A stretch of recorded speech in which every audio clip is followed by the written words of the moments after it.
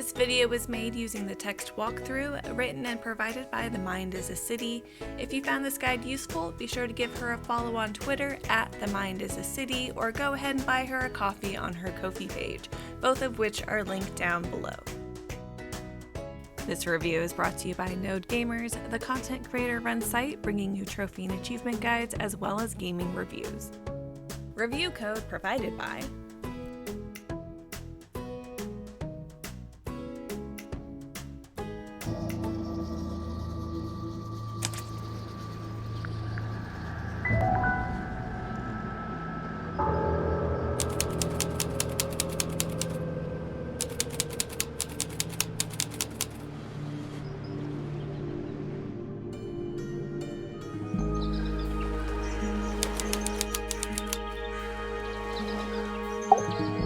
Ready, Sally?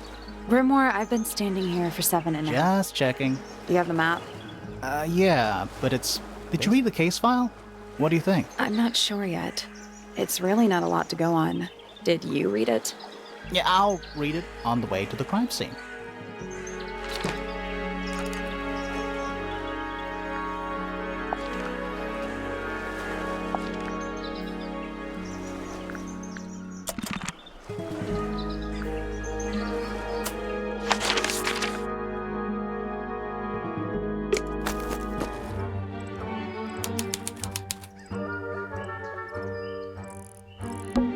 It's a statue of some hideous, scaly, bipedal fish monster. Playing a harp. Playing a harp. Hang on a second. This isn't just a regular statue, is it? Something tells me we're not going to solve this just yet. Let's come back later. It must do something. You'd hope so, wouldn't you?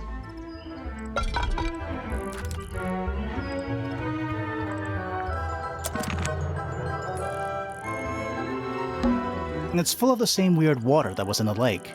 Any fish in there? Not a single one. Although there is something in there. It's a cassette tape. Or it used to be.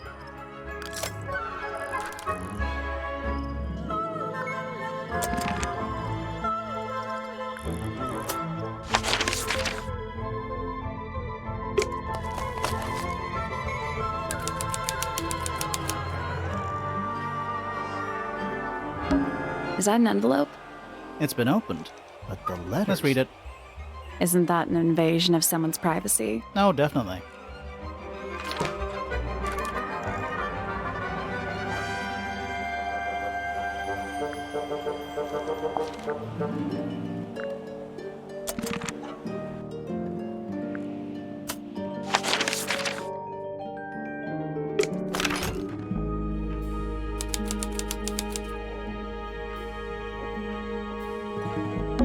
What is that?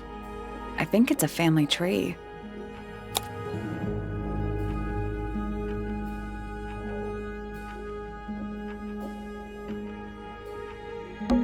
Fiona Fellow. Dead center. She must be important. She's half Fellow and half Remington. Do you think she still lives here?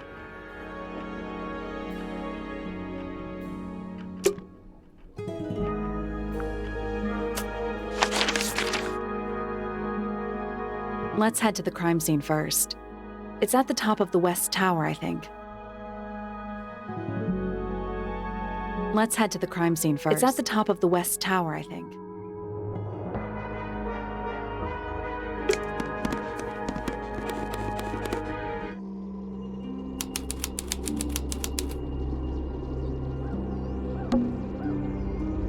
The outline of Freya Fellow. Looks like she fell onto her back. There's a single patch of blood, right in the middle. No real signs of a struggle. That's weird. What? Her feet were right up by the canvas. So? So she was probably standing really close to the canvas when she fell. Let's check the case file again.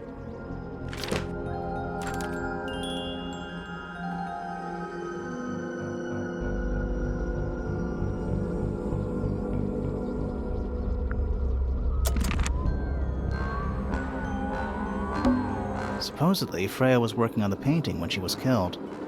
Looks like she was still holding her paintbrush and palette when she fell. Didn't even get a chance to clean her brush.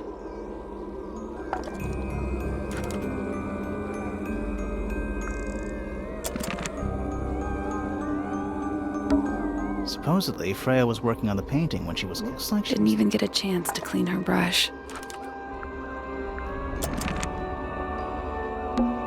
Freya's painting supplies.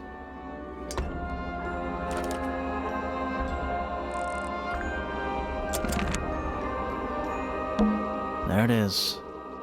The unfinished portrait of Flora Fellow.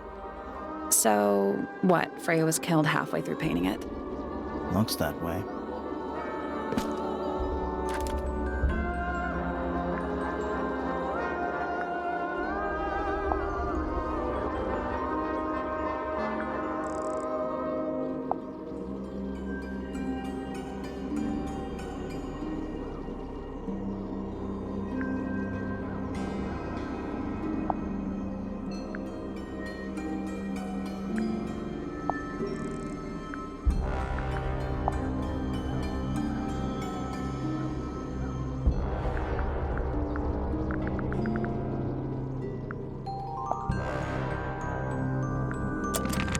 I wonder if all of Freya's paintings are this creepy. Maybe it's just because she never got to finish it. There's something wrong with the crime scene, and something really weird about the murder weapon. We didn't find a murder weapon.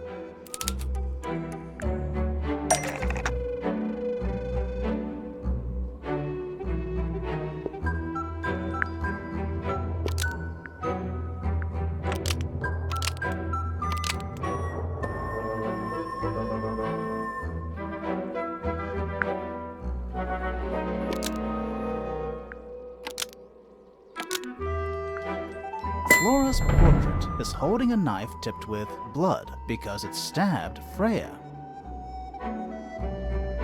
What? Weird, huh? You think Freya was stabbed by a painting? Not by the woman from the painting, but by the painting itself. Mm-hmm. Freya was standing right up by the canvas when she was killed. There's blood on the knife. It's the murder weapon. Right, but it's not actually a knife. It can't stab. See any other knives around here? Case closed. The case is not closed. And even if you were right, where does that leave us? A painting can't be a murder suspect.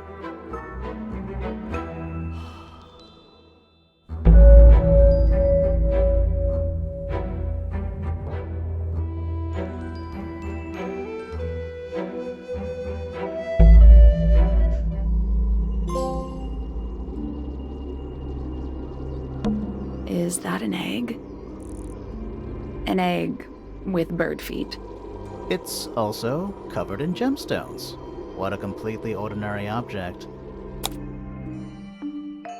I think it's a container for something. Those gems look like they come off.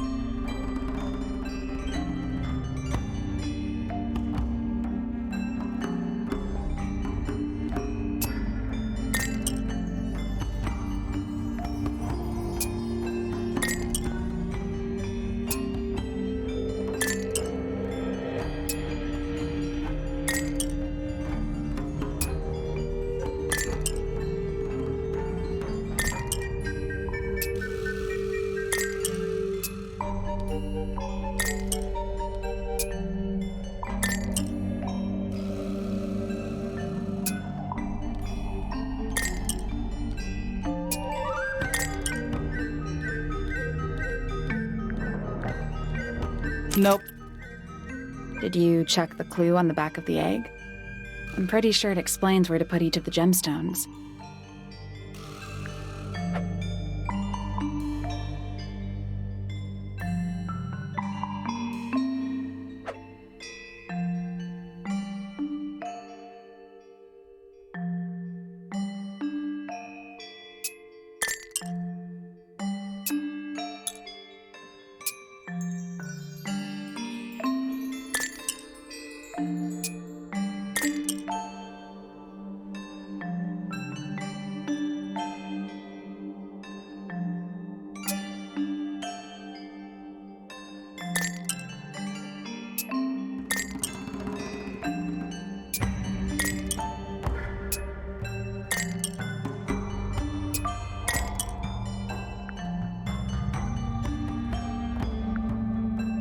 Got it. I'm impressed. Did it unlock? What's in there? Nothing. Nothing? Well, I'm not leaving without a clue. An empty egg is a clue, right?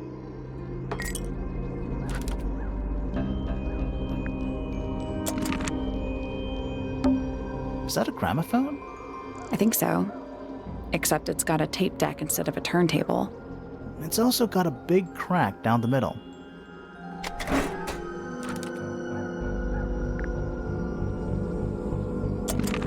What about the cassette tape? Yeah, it sure is. Pink.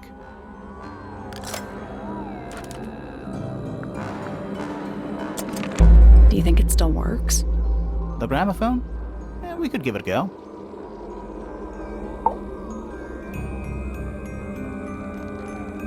Flora... fellow?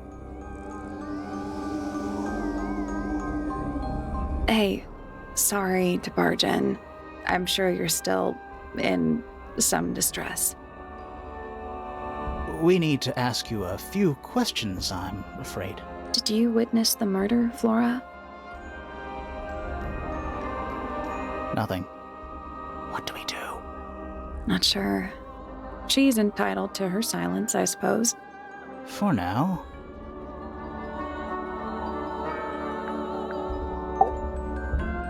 Is there anything you'd like to tell us, Flora?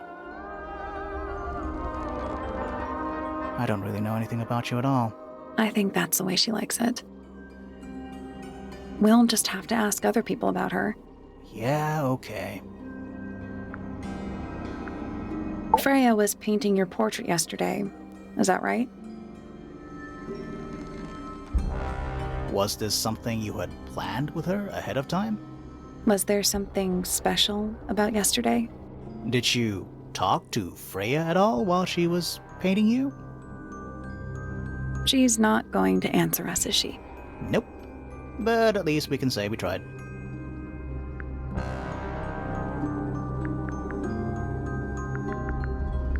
Flora, you were definitely in the room at the time of the murder. Surely you must have seen something? Can you tell me anything about what happened to Freya? Yeah, she's acting pretty suspicious if you ask me. I don't know. Maybe she really doesn't know anything. How is that possible?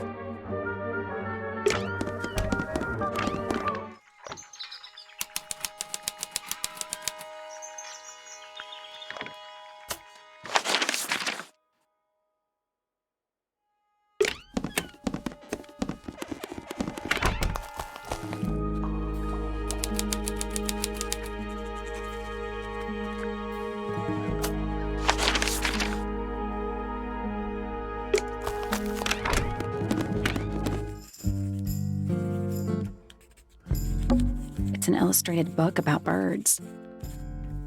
It's been left open. Looks like somebody was halfway through reading it. Or it was left open for us to find. Ever so slightly unnerving.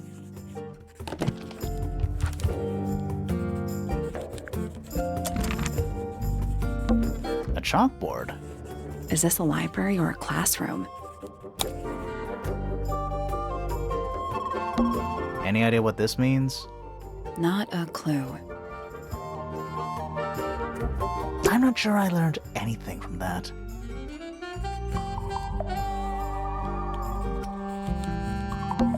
Is that a snow globe? Of sorts. Hey, look at that. It's a model of Tangle Tower. There's the lake and those weird mountains. What are you thinking? That would make an amazing souvenir.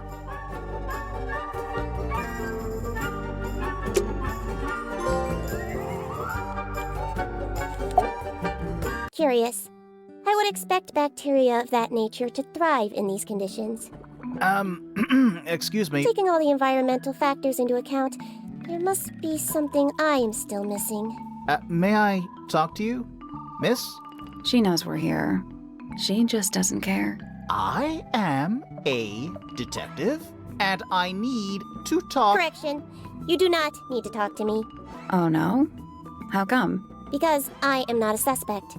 I am completely innocent of any and all crimes. Thanks for letting me know. Speaking of which, you have now been at Tangle Tower for over 23 minutes. Surely you have already reached a sturdy hypothesis. A hypothesis? About the murder? Yeah, come on, Grimoire, hurry up. My apologies. Unfortunately, protocol dictates I must at least meet all the suspects. And that includes you. So, could you tell me your name? Fifi Fellow, microbiologist, inventor, innovator. You will need to be more specific. Oneself cannot be summarized in a single response without doing one a great disservice. So true. Well, first of all, you're a fellow. So does that make you the daughter of... Correct. My father and mother are named Flora and Felix, but you need not question either of them. It will only waste valuable time. Neither of them are capable of murder. Thanks for the tip. Fifi, you said you were a micro... something or other? Microbiologist, but it is an insignificant label. My studies cannot be categorized in any one recognized field. What made you want to become a scientist in the first place? I harbor an intrinsic fascination with the microscopic. I constructed my first one at age 10.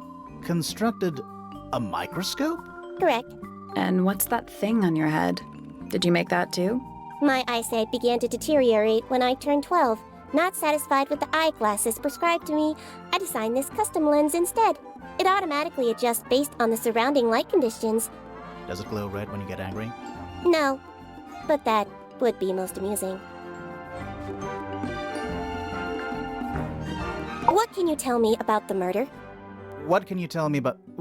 Wait, that's what I'm supposed to ask you. Yes, however, you were too slow. You fancy yourself a detective too, Fifi? I just need to know what happened. Me too. So talk. Fine. I knew ahead of time that Freya was going to be busy with her painting all day, so I had planned to spend the afternoon with Poppy. I was in the library all morning preparing the equipment for an experiment, only to find out that Poppy had made other plans and she was in fact planning to ignore me completely. Oh. So what did you do instead? I locked myself in my room and cried. Oh, I'm sorry to hear that. Why? I don't know, it just sounds kind of sad. It is not unusual. Oh. Good. I was in my room. The lights were off and the door was locked. Someone began banging on the door. I ignored it until the someone began shouting at me. I opened the door. Poppy came into my room. Her makeup was leaking. She told me Freya was dead. I did not believe it. I thought she was playing a trick on me, so I punched her in the face. She insisted that we go up to Flora's tower. We left the room, and Poppy's father was waiting outside. He followed us upstairs. When I saw Freya lying on the floor, I was completely and utterly devastated. Then I took a sample of the red paint on the unfinished painting. Poppy and I took the sample back downstairs to the library. We performed a test and found out that it was, in fact, blood. You performed that scientific test immediately, even though you were feeling so upset? Of course. Why would one affect the other?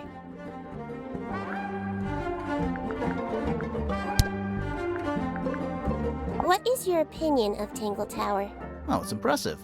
Elaborate gardens, unique architecture. Must be worth a fortune. Why do you ask, Fifi? I am the heir of the Fellow family and the Remington family. This makes me the sole beneficiary of Tangle Tower.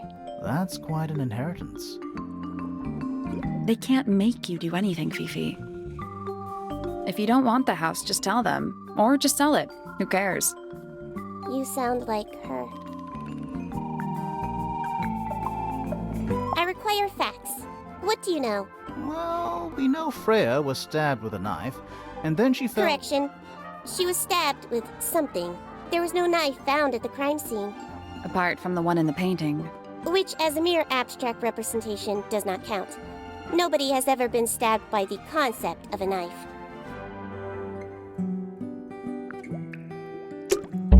Fifi's bedroom should be unlocked now. Can't wait.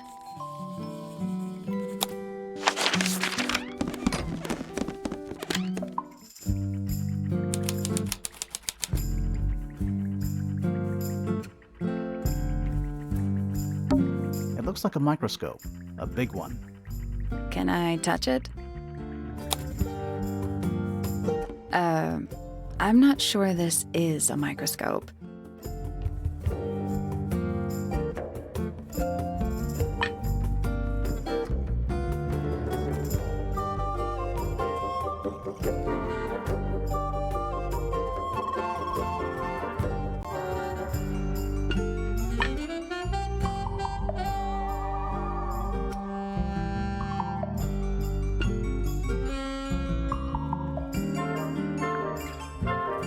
That's the one. Hey, not bad.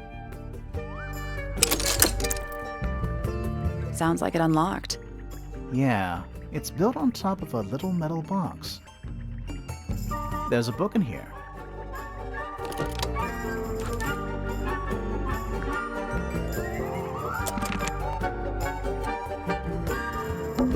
Fifi's got something pinned up here. What is all this?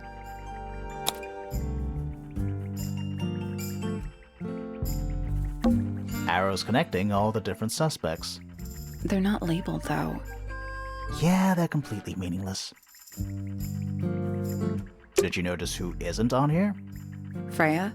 Mm-hmm. And Fifi herself.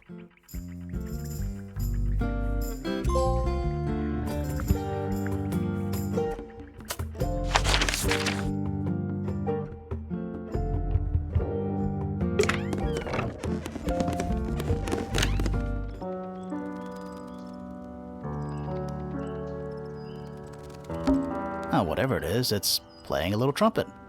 Well, it is the music room. He's got to practice. What's with all the broken glass?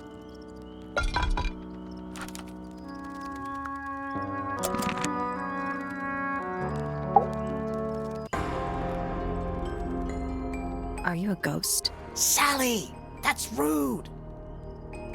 Unless she is a ghost. It may come as a disappointment, but I am alive. Ah, That makes you a suspect, I'm afraid. I know. what's your name? My name is Poppy. I'm a pointer. And a pianist. We'll need to ask you a few questions about Freya. I know. Hey, you're pretty good. All in the wrist. And 13 years of dedicated practice. I'm just me. There's nothing to know. How are you related to the other pointers? My father is Percival Pointer.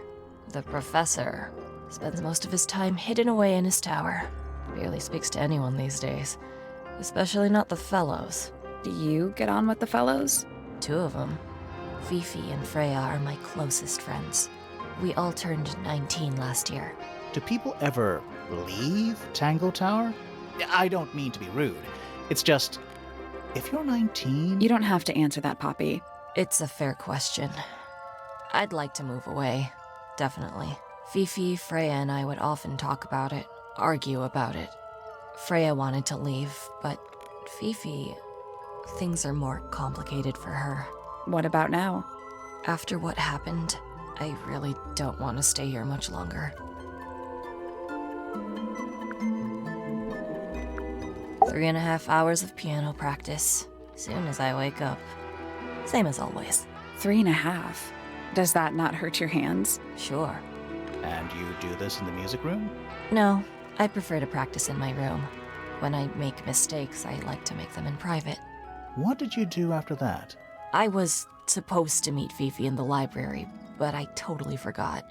When I finally got down there, she'd already gone. I checked her bedroom, but it was locked. Was Fifi not in there? No idea. She keeps her door locked either way. So I went back upstairs and out into the moonlight garden. The what? The little garden on the roof outside my room. Was it just you up there? No. Fitz came outside after a while. His room's on the other side. He's been teaching me about flowers. So, did you talk to him? Not really. You ignored each other. I didn't say that.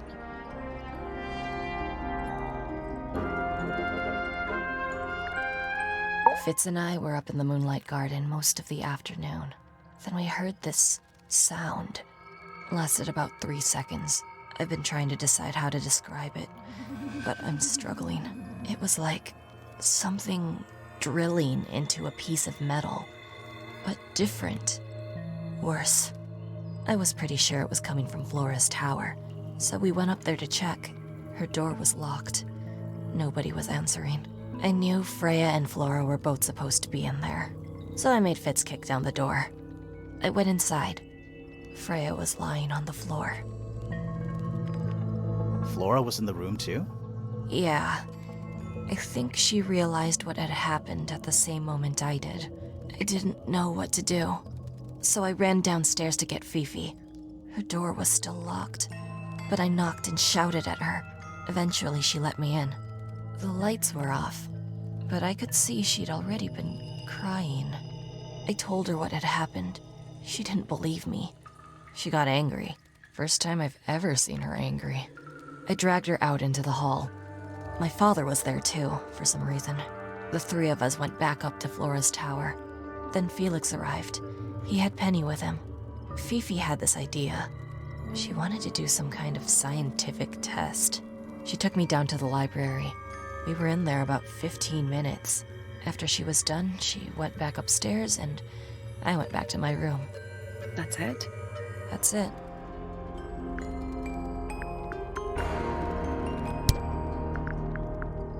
So there are 2 families living in Tangle Tower? Mm-hmm. 3 pointers and 5 fellows. 4 fellows. What's the connection between them? There isn't one. Not really. It was all built by the Remington family. Flora is a Remington, originally. So was Primrose, my mother. She married into the Pointers, and Flora married into the Fellows. So the Fellows and the Pointers own the house now? Flora owns the house. Depending on who you ask, that means her husband Felix owns it too. What about your father? His claim over the house kind of fell apart after my mother left. Where's your mother now? No idea.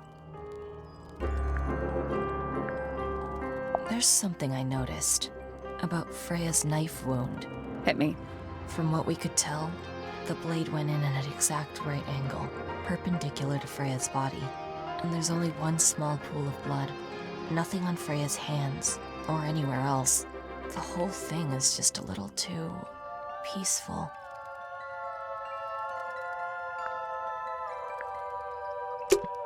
All right. Poppy's bedroom is unlocked. I wonder what's in there.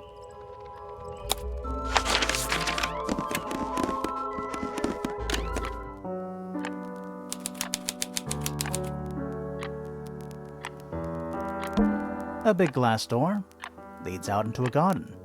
There's a little mechanism by the handle.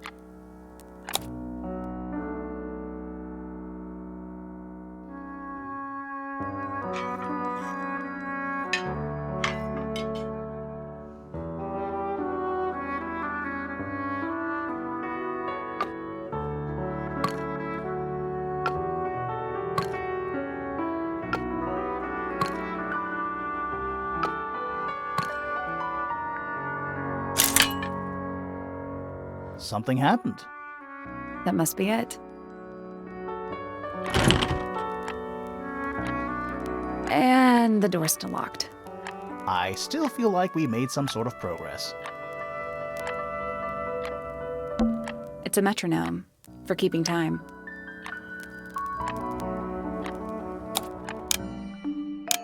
It's ticking. Is it a bomb? It's supposed to be ticking. Not sure what those symbols are, though.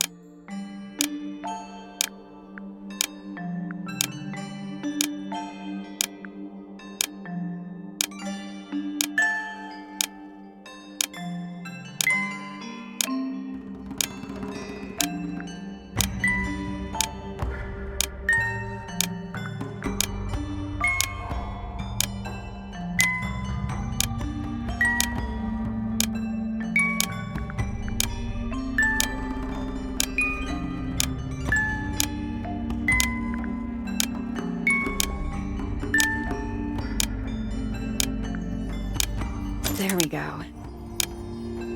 Perfect. What happened? A little hatch unlocked in the back. Anything in there? Mm-hmm. It's a photograph.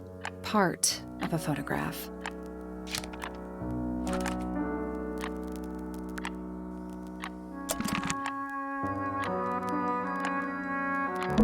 Sheet music, presumably for piano. It's only a few notes. I'd barely even call that music. Yeah, it's been framed though. Must be important for some reason.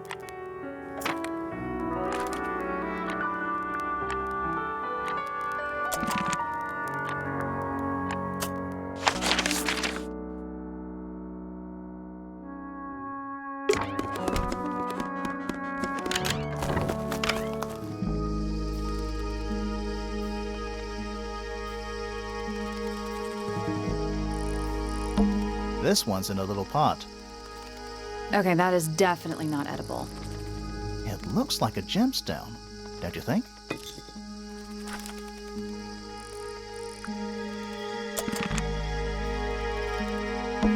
A little chart of,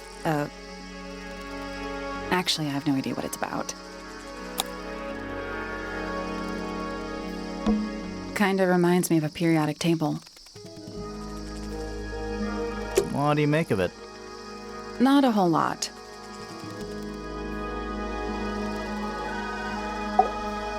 Sally, don't move. We're being watched. Yeah, I see him. He's a little too big to hide in the bushes. Is anyone going to say anything? Or shall we just stand around staring at each other? Right, sorry. Sorry. That's better. I'm Sally. And the guy hiding behind me is Detective Grimoire. Who are you? Fitz fellow, the gardener. Mm-hmm. And why are you so tall? I don't know. You work here as the gardener. I don't get paid to do it. It's just my area of interest. What's the deal with the plants? They're all kinda weird. Right. Did you see the lake? That giant green and purple lake surrounding the entire house? Yeah, I clocked it. The color is just a byproduct. Of what? Poison? It's not poisonous.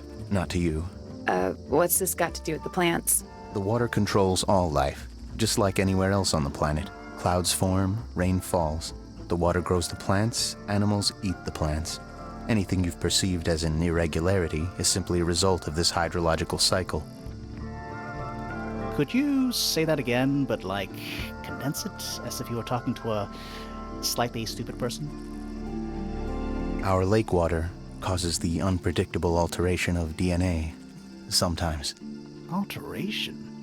Like mutation? That'd be the official term. For us, it's normal. Just nature. And you're the local expert on all this stuff? No, I'm just the gardener. I was in my greenhouse, watering and weeding. Sounds exciting. Was anyone else around? Not at first. Penelope came in a little later. She likes looking at the flowers, I think. Did you speak to each other? A little, not too much. We both left the greenhouse in the early afternoon. I went up to my room. Then I came back outside to weed the main gardens. Didn't see anyone else. After that, I went up to the garden outside my room. And? Let me guess. Watering and weeding. Right. Did anything happen to you yesterday, Fitz? I was up in the rooftop garden. It was quiet. And then, it wasn't. I can't describe it. Could have been a scream, but it didn't sound human. We thought it was coming from Flora's tower, so we went up there. We? Poppy was with me. Did I not mention that? Flora's room was locked. That's normal. She usually locks it from the inside. I knocked on the door and shouted. Nobody responded. We became concerned. You kicked the door down? I did. Poppy and I went in. Freya was right there, laying on her back. Flora was there too, but I barely noticed her at first. Poppy left the room for a while. When she came back, she had her father with her, and Fifi too. Penelope arrived shortly after that, with Felix in tow. I thought that was odd. You don't normally see the two of them together. Felix took charge. There was nothing else I could do to help. I wanted to go back to my room, but I realized nobody had told Detective Hawkshaw anything. I found her pacing back and forth around the stone square. When I approached her, she snapped at me. I think she was annoyed about being made to wait outside so long. But when I told her about Freya, she fell silent.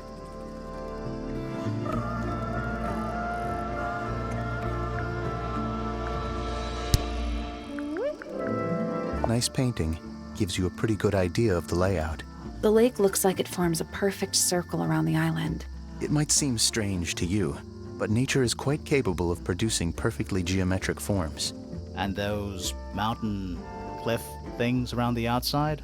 We don't know much about them. They're unscalable. Not even Freya could have gone up there. What's that? This painting, it's speculative. There are no photographs from this angle as far as I know. So Freya just made it up. Let's call it an informed estimation. Who gave you that information? Well... We don't actually know who it was. We were contacted anonymously. I see. And what happens if the person who contacted you turns out to be the murderer? I never thought about that. Honestly, that would be kind of fun. Like a twist, you know? Fitz's room is unlocked. It's up in the fellow tower. This could be interesting.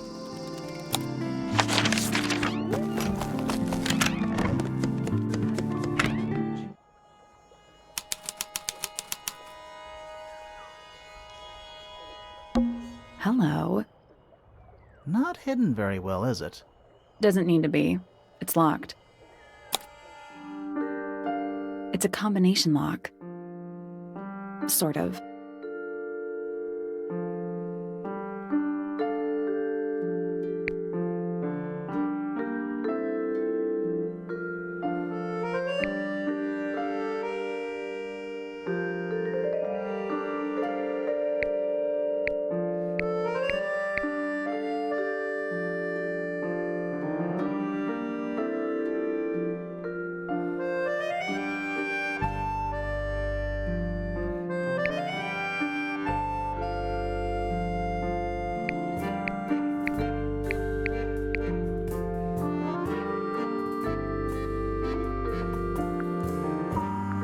Nothing. Maybe if you move the paper around, you'll find a clue.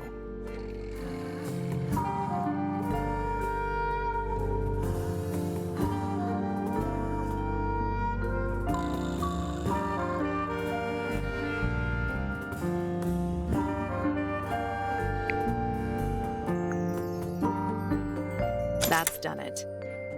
Neat. Anything in there? Yeah, it's wrapped in a cloth. Hold on. Huh, that's kind of ominous.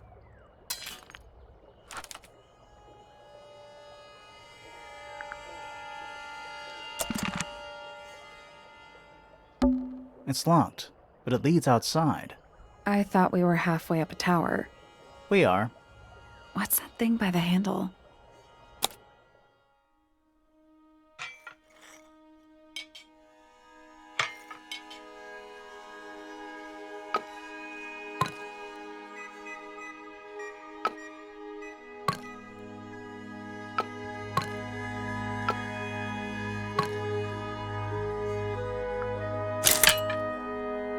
It made a noise. I guess that was right. Finally, it's open. Whatever's on the other side better be worth it.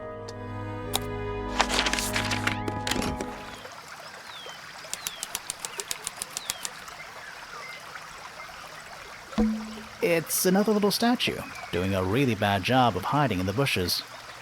He's playing a lute this time. He's also wearing headphones. Well, they're not part of the statue.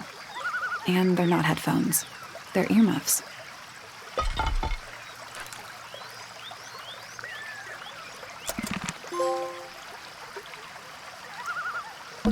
Giant stone frog. Love it. Ah, he's got his tongue out like he's catching snowflakes. Except those aren't snowflakes. They're feathers.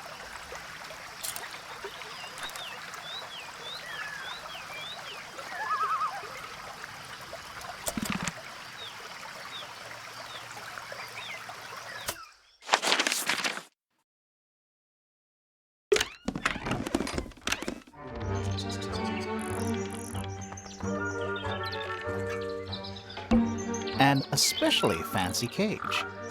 And it's home to 3 especially fancy birds.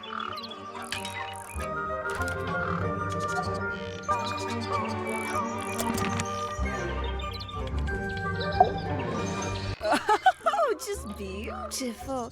What is it? Huh? Sort of a delicate jade, but with a little seafoam green, is that right? Sorry? Your hair, dear! Which shade do you use? It's lovely! And that shape. You're really pushing the envelope.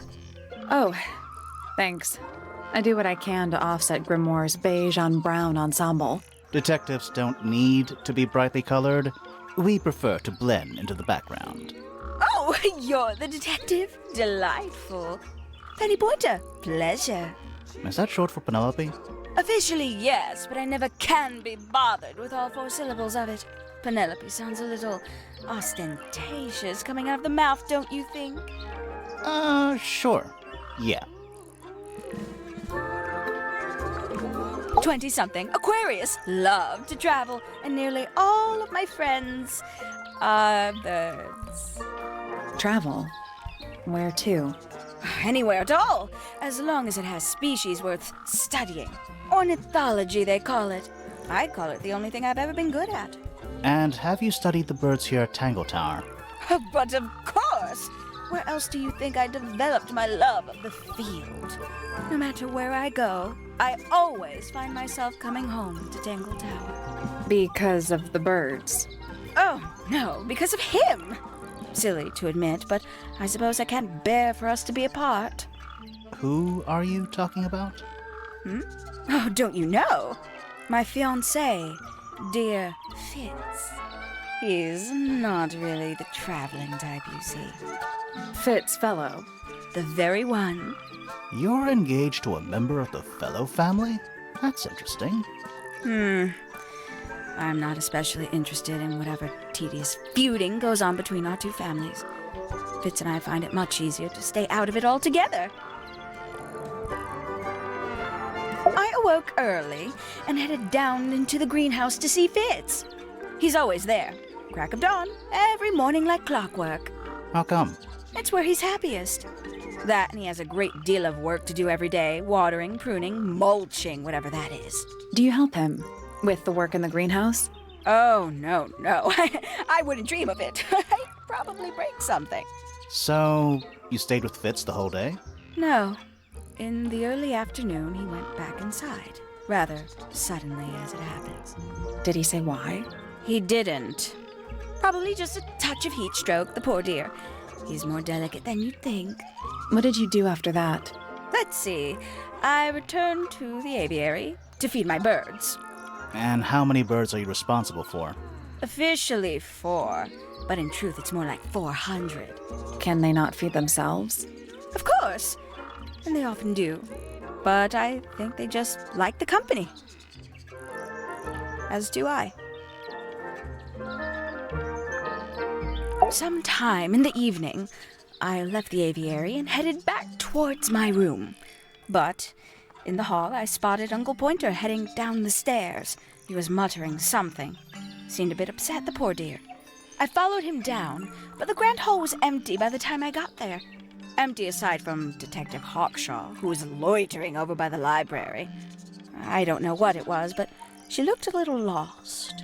I inquired about the professor, and she told me he'd gone up the fellow tower. I ran up the stairs, hoping to catch up with him, but Felix appeared and blocked my path. For some reason, he was coming out of Fitz's bedroom.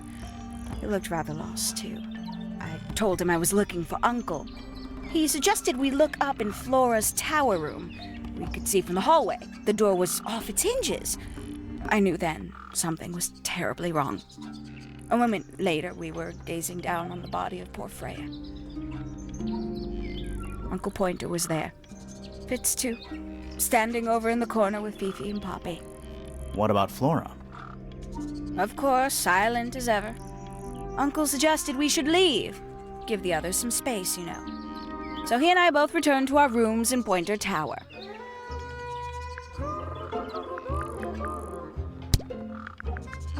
You know, it's probably quite impressive. To a visitor, fresh eyes and all that. Not to you? Try living in it for 20 years.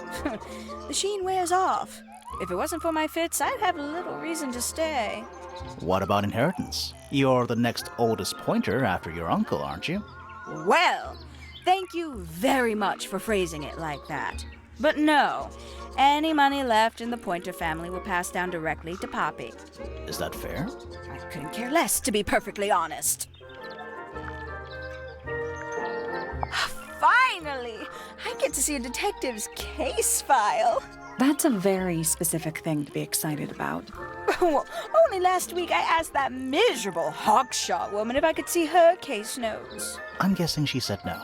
Would have been much more polite if she had just said no. Instead, she was quite rude to me. Accused me of being, what was it? A shallow sensationalist.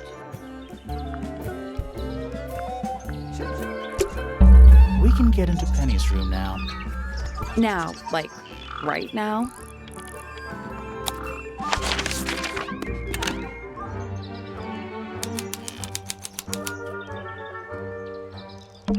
It's a birdhouse. Are those real birds? Nope, they're wooden. They're using up all the perches. What if a real bird wanted to use it?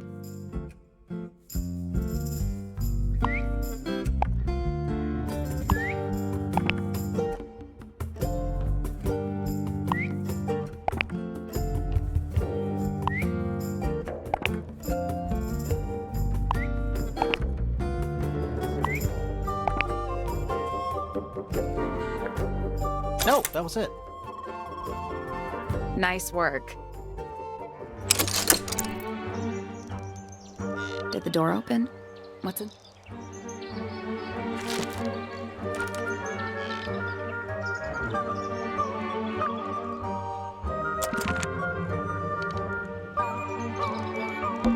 That's some flower. There's something weird about it.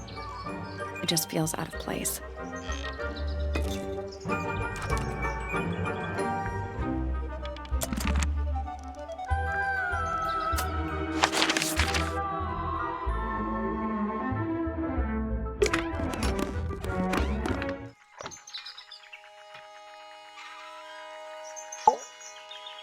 Listen. Do you hear them? The stars. They're whispering. So quiet, and yet so loud. What are they whispering about? Are they spreading rumors about us? I shouldn't think they concern themselves with such insignificance. We are but specks of dust, you and I. Mm-hmm. Could the speck of dust start by telling me his name? You find yourself standing in the astronomy tower of one Professor Percival Pointer. Seems like this tower belongs to the Pointers, and the other one belongs to the Fellows. Well observed, my dear. Tangle Tower is something of a duality, as it happens. Meaningless boundaries, really. They exist only in our minds. Helpful. Me? Not much to say. Strictly speaking, I'm the current head of the Pointer family. And of course, father to my precious Poppy. And a professional astronomer? Oh no, that's just a little hobby. I mean, yes, I've studied the stars for over 35 years, published 17 books. Just a little hobby. Sounds like you're quite well known. You must bring in a good amount of money. Oh dear me, no. My field of research has never yielded any kind of stable financial return, nor would I expect it to. I am nothing but a humble interpreter for the cosmos, working to translate its message so that I may share it with the world. Cool. Tell the cosmos I say hi. The day began as any other, with blissful, unremarkable routine. I took my usual morning walk around the gardens. Fresh air does wonders for the mind. Did you see anyone else? Penelope and Fitz were in the greenhouse together. I didn't bother them, of course. I sat for a while besides the pond in the garden. It's a favorite spot of mine. Eventually, I returned to my tower and buried myself in my studies for the afternoon. Did you use your telescope yesterday? Once the stars began to appear, naturally. For how long? I can't say. I've been known to lose hours at my telescope. Did you see anything? No actual discoveries, if that's what you mean. So you were all alone up in the astronomy tower. Must have been a while before you found out what had happened to Freya. Quite.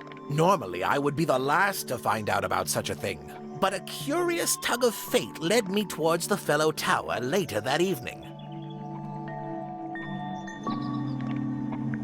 I was at my telescope for the majority of the evening, but at one point I returned to my desk to look something up in a reference book. I couldn't find the book I wanted, so I figured Fiona must have borrowed it. I left my tower and headed down towards the Grand Hall. I spotted Detective Hawkshaw coming out of the library. She looked impatient and slightly frustrated. Same as ever, then? Quite. I passed her by and went upstairs to Fiona's room. The door was locked, but I could hear shouting coming from inside. I recognized Fiona's voice as well as the voice of my own daughter.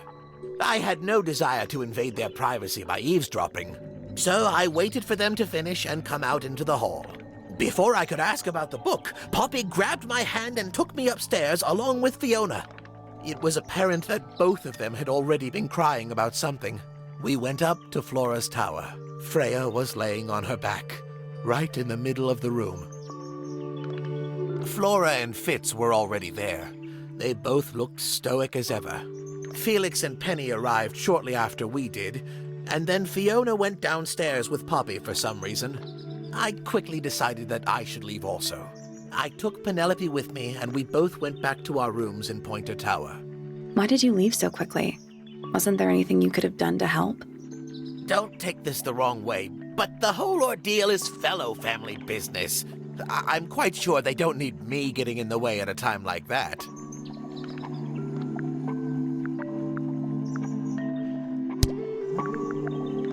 So which one is Tangle Tower? What's that? There are two towers, right? Flora's tower and your astronomy tower. Neither? Truly, I have no idea. You'd have to ask Flora. She named the house?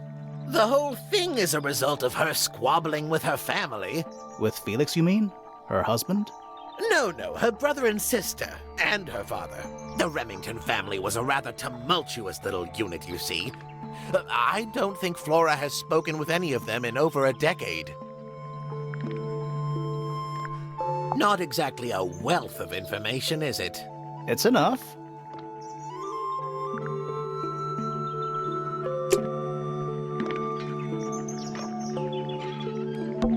You know, I've always wanted one of those. A mechanical solar system?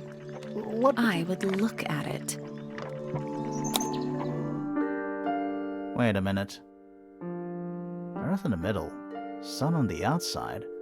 How old is this thing?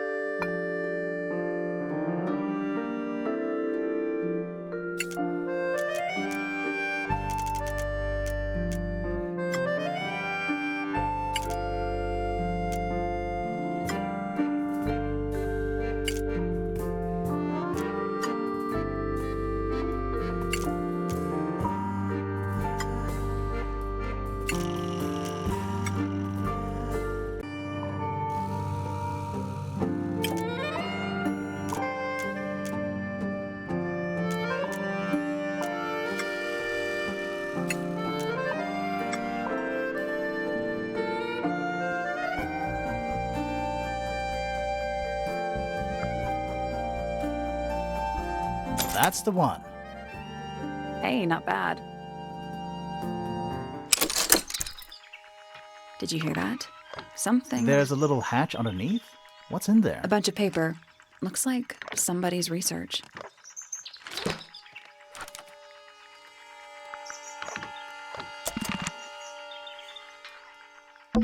Every astronomy tower needs a telescope. I want to try.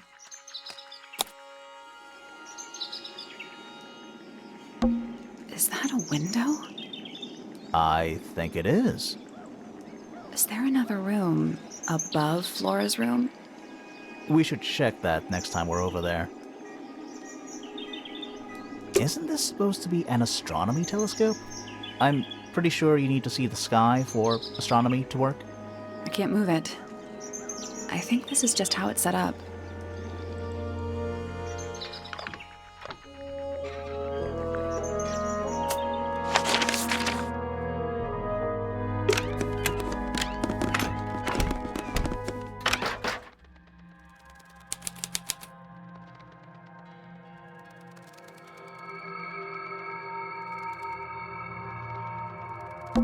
What is that? Not sure. Some kind of reel? Looks like it might attach to something.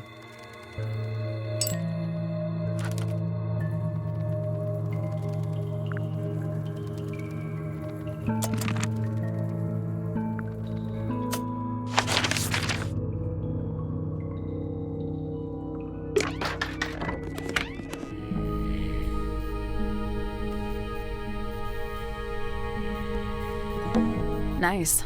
A real treasure chest. How do you know there's treasure in there? Why else would it be locked? Plus, there's a treasure map hanging directly above it. What's the deal with that painting on the front? Not sure. We should check that treasure map too.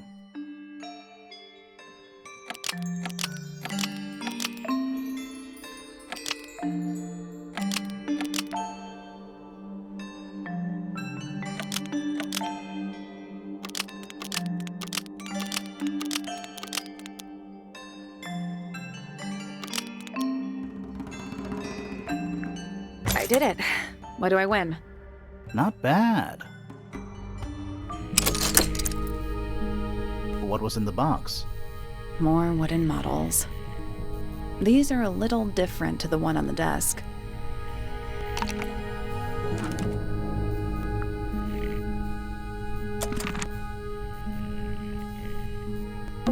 A little hand-painted statue. How can you tell it's hand-painted? Well, the paints are right there on the desk. Also, I mean, no offense, but you can just tell.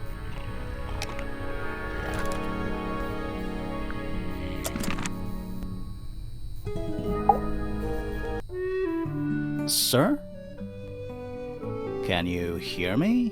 I'm Private Detective Grimoire. I have some questions for you. Grimoire. Good mysterious name. I'd rather like it. Felix Fellow at your beck and call. And, this is my colleague, Sally. Yeah, that's a perfectly good name as well. Thanks. If you would, Mr. Fellow, we really need to ask you about the murder. Well, I must say I'm rather jealous of you two. Oh, yeah? Why's that? Out here solving mysteries, exploring new places, uncovering secret rooms, hidden treasures. That's what life is all about. Secret rooms? Generally speaking, you know, that sort of thing.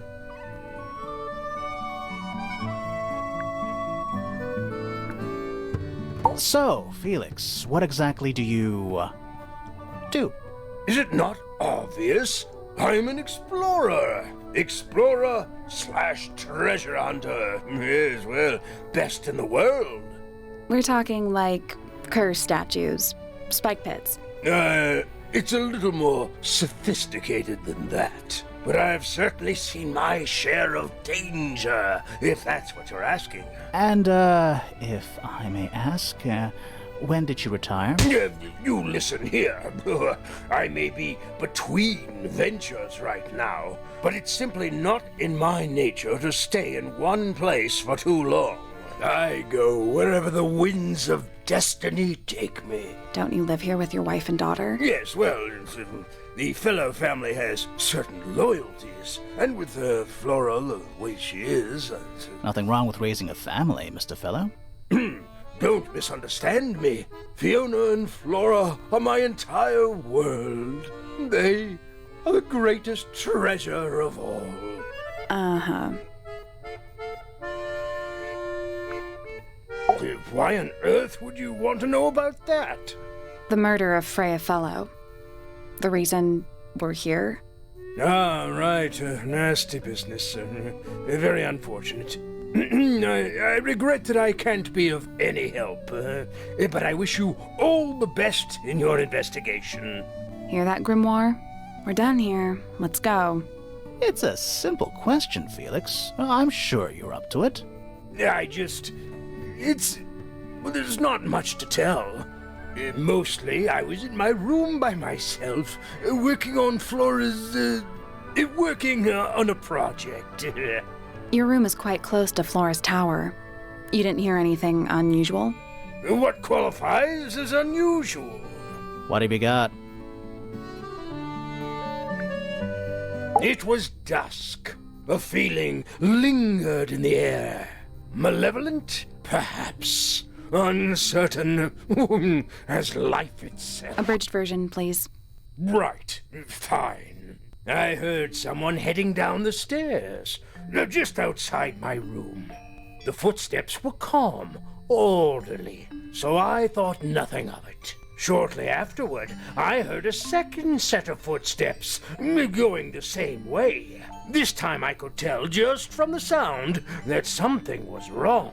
So I looked out into the hallway. I got a glimpse of Poppy disappearing down the staircase to the floor below. Didn't know what to make of it, to be honest. I thought perhaps she'd had a disagreement with Fitz, as I know those two are close. So I looked into his room, just in case, but it was empty, as was the garden beyond his window. Back in the hallway, I bumped into a very concerned-looking Penelope. She was heading up Fellow Tower to find Professor Pointer, so I escorted her. We went into Flora's room. Poor Freya was laying on the floor. Fiona, Poppy, Fitz, and Pointer were there already. Flora, too, of course. Soon enough, everyone else made their excuses and left. Including you? Not I. I stayed. Flora needed me.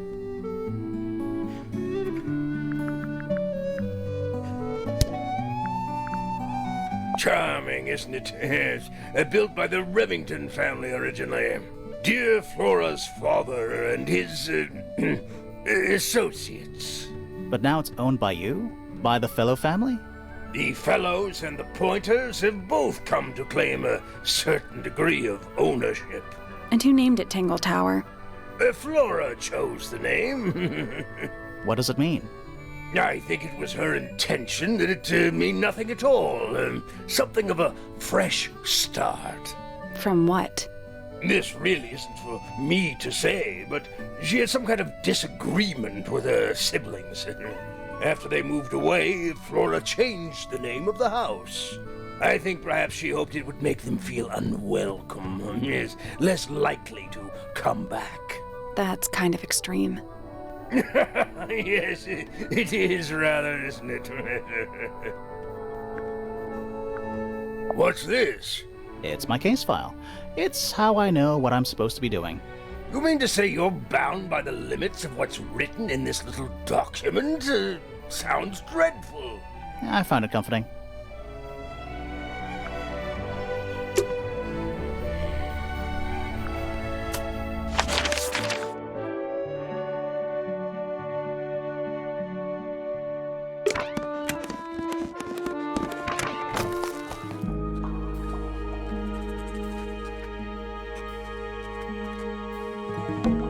Is that a clock? If it is, it's a clock with 4 faces. I'm guessing it doesn't tell the time. So what does it do?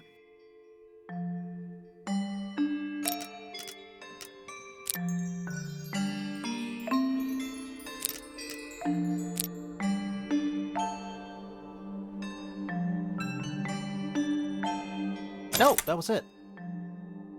Nice work. What's in the box? A little tool thing?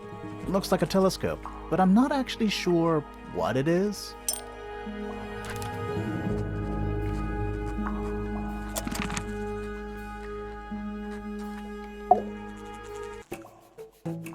Whoa, nice cape.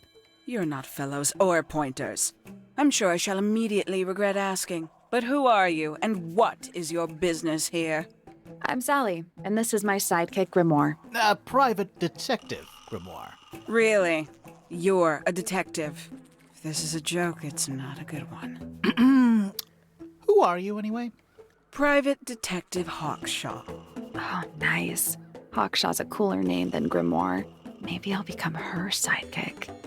You're not on the Freya fellow case, too, are you? That is classified information between myself and my client. Clearly, this is something which eludes you. But a real detective refrains from handing out informations to persons unknown. Oh, right. Now, if you would, I have work to do. It's not in my interest to discuss personal details. Even if you're one of the suspects in a murder? Very well. Let us make a small exception. Ask. Oh, what are you doing here? I'm on a case at the behest of my client. How long have you been at Tangle Tower? 133 hours. 5.5 days. Who are you working for? I am not at liberty to answer that. Now, I shall permit you one more question. What crime are you— How'd you get that scar? It's cool. You really think so? As it happens, I completed an examination of Flora's room on the morning before the murder. I've been investigating every single room at Tangle Tower. Hers was one of the last on my list. Did you find anything unusual? Nothing but a thin layer of dust and an atmosphere of somber melancholy. Was Flora in there at the time? She spent the duration of my search staring up at the sky, out the open window.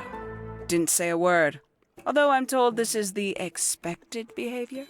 What did you do after that? I spent the early evening searching the library. It took longer than it should have. Fiona leaves that room in a permanent state of disarray. Fiona was in the library too? I expected her to make an appearance, but she did not. And you stayed in the library the rest of the day? Not quite. Towards the early evening, my examination of the library was unexpectedly disrupted. Sounds of running, wailing, shouting from several floors above. I vacated the library, But before I could begin my ascent, Professor Pointer appeared. He emerged from the Pointer staircase, crossed the hall, and begun up the Fellows staircase. Our eyes met. He was breathless. Something had caused him great alarm. He told me to stay out of the way. I consented. I decided to return to my office in the stone square. As I was passing through the front door, Penelope called out from behind me. She was clutching the banister of the Pointer staircase with an apprehensive manner. She wished to know where Professor Pointer had gone. I told her what had transpired. Then, she too crossed the hall and disappeared up the Fellows staircase. More so than at any moment prior, I felt like quite an intruder in the house. I took my leave, out towards the stone square. The grounds were silent. There were no signs of human life. Even the greenhouse was without its typical inhabitant. I noted that he, too, must be entangled in whatever was transpiring in Fellow Tower. An unremarkable hour passed before the gardener finally made his appearance. He spoke to me of what had occurred. His report was as clumsy and cumbersome as the man giving it. Did he seem upset? He was rattled. That much was clear, but sorrowful, mournful, I cannot say.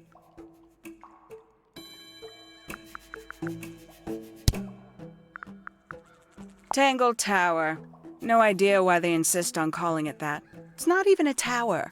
It's little more than a pair of turrets stuck on either side of a mansion. Have you searched the whole place? I believe so. Why? He wants to know if you found any secret rooms. Ha! I'm afraid the residents of Tangle Tower are far too ordinary for anything like that. I was disappointed, too. You truly consider this a case file? What's wrong with it? No organization, no system. That's my style. I like seeing everything laid out at once. Yeah, it helps me think. How quaint.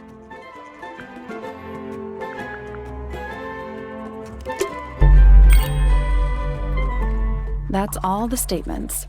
Let's go over them all.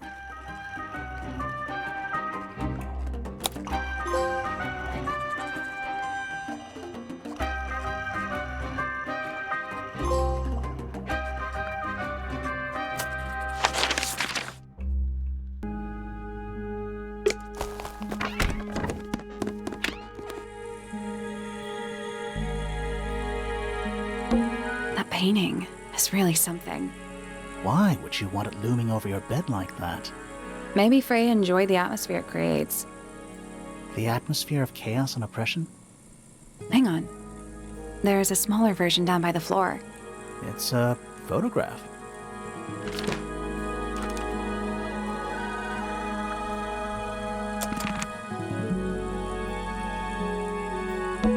It's a little wooden box for paintbrushes.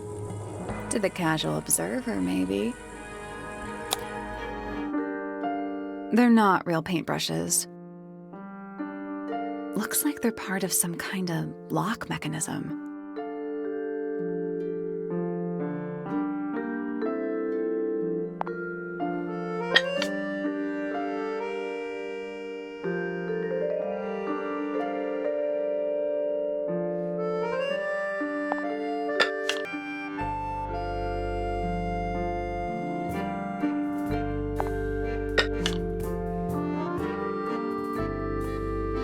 That's done it. Neat. What was in the box? Just a photograph. Well, most of a photograph.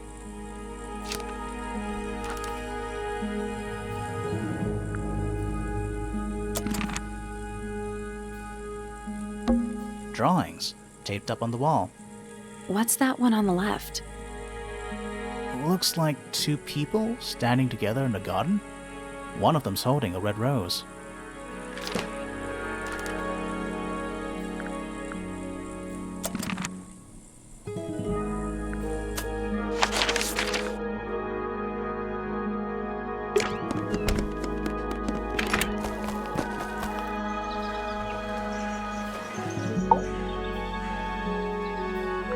That's all the statements collected. Let's run through them all to see if anything doesn't add up. To see if anyone's been lying. That too. Fitz and I were up in the moonlight garden most of the afternoon. Then I heard this sound. Lasted about 3 seconds. We thought it was coming from Flora's tower, so we went up there. Her door was locked. Nobody was answering.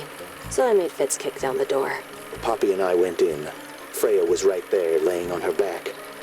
I left my tower and headed down towards the Grand Hall. But in the hall, I spotted Uncle Pointer heading down the stairs. I vacated the library, but before I could begin my ascent, Professor Pointer appeared. I didn't know what to do. So I ran downstairs to get Fifi. I heard someone heading down the stairs, just outside my room. Someone began banging on the door. I ignored it until the someone began shouting at me. Eventually, she let me in. I spotted Detective Hawkshaw coming out of the library. He emerged from the Pointer staircase, crossed the hall, and begun up the fellow staircase. As I was passing through the front door, Penelope called out from behind me. I inquired about the professor, and she told me he'd gone up the fellow tower. I told her what had happened. She didn't believe me. She got angry. I thought she was playing a trick on me, so I punched her in the face. I recognized Fiona's voice as well as the voice of my own daughter. We left the room, and Poppy's father was waiting outside. He followed us upstairs. I ran up the stairs, hoping to catch up with him, but Felix appeared and blocked my path. Back in the hallway, I bumped into a very concerned-looking Penelope. She was heading up Fellow Tower to find Professor Pointer, so I escorted her. Poppy left the room for a while. When she came back, she had her father with her, and Fifi too. Felix and Penny arrived shortly after we did. A moment later, we were gazing down on the body of poor Freya.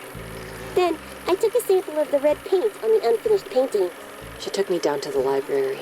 We were in there about 15 minutes. I quickly decided that I should leave also. I took Penelope with me, and we both went back to our rooms in Pointer Tower. I wanted to go back to my room, but I realized nobody had told Detective Hawkshaw anything. An unremarkable hour passed before the gardener finally made his appearance. I think she was annoyed about being made to wait outside so long. But when I told her about Freya, she fell silent. That's disappointing. What is? All the statements line up with each other.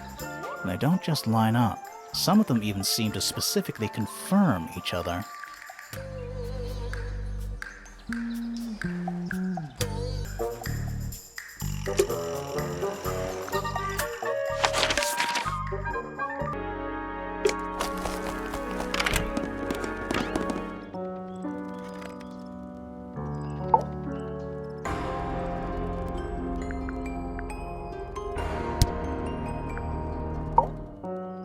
Needless noise from tongues expel, unless within the mouth they dwell. The spoken word, unfit for dealing with the shifting form of feeling, stand unblinking in the face of taciturn and soundless space. Foregone drifter, holding fast, days as shadow seeker past. Is it bravery or surrender, accepting that your world will render nothing darker than the gloom some four walls make round a room?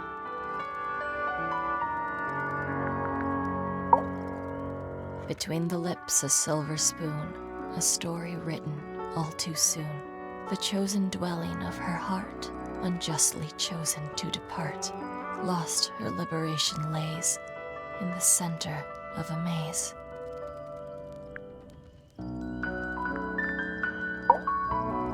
With surging tide, the waves are thrown, an entity of all its own. But on its surface you may see, reflected in the waters be, the orchestrator, pale and still, pulling strings, enacting will. Hard of head, but free of mind, unimprisoned, unconfined.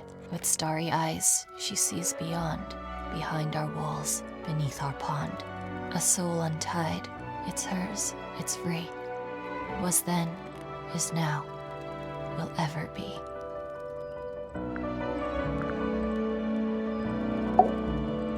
Softly does the flower grow, all in time, and time is slow.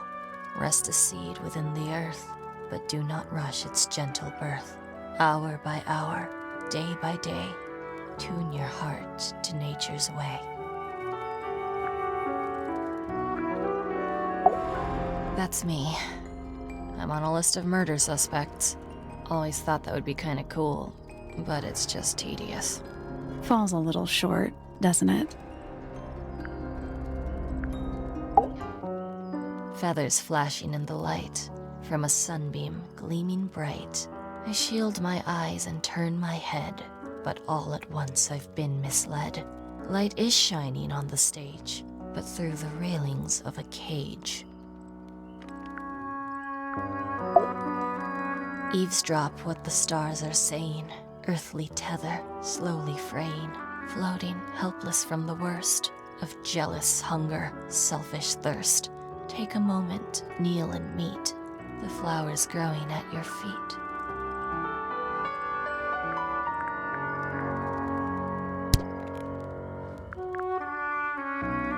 What do you make of the statue? I know that's the only harp in the whole of Tangle Tower. I've never actually seen a real one. Maybe it's from before your time. Where did you find this? It was in the attic. Oh, huh. I forgot we even had an attic. Yeah, it's mine. Can you play the tune for us? Sure. It's literally 8 notes. I have it memorized.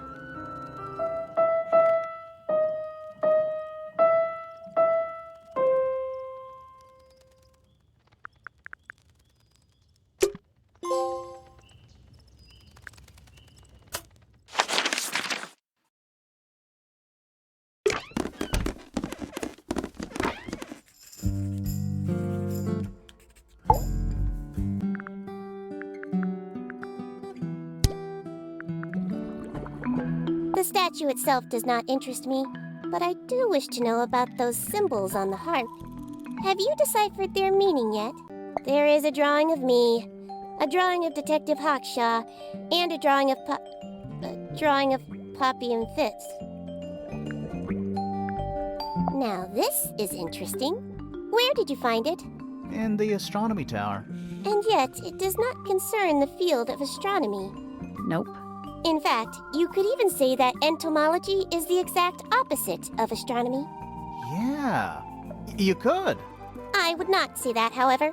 Oh, you wouldn't? No, it would be quite naive. To study science in any field is to study the connections between all matter in the universe, living or inanimate. There's something about that diary we found in Fifi's room. Something suspicious. Let's ask her about it.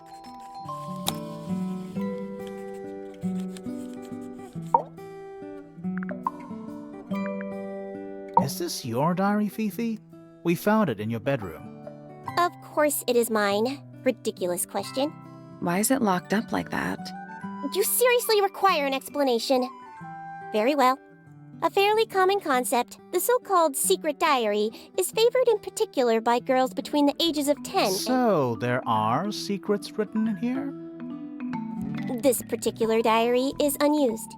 It doesn't look unused. It's somebody else's diary. How could you arrive at that conclusion?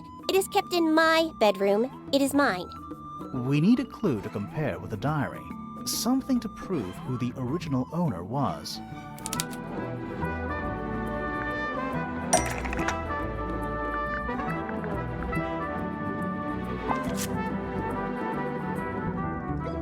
That kinda makes sense, but no.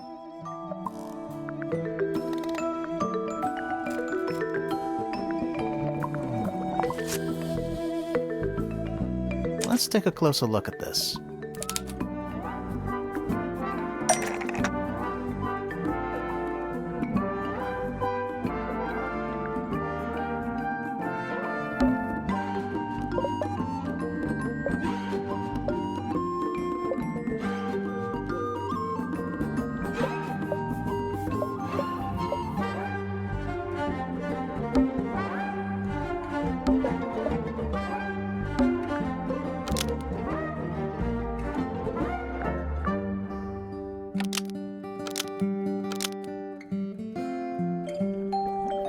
This blue book is the same thing as the secret diary, which proves it belonged to Freya.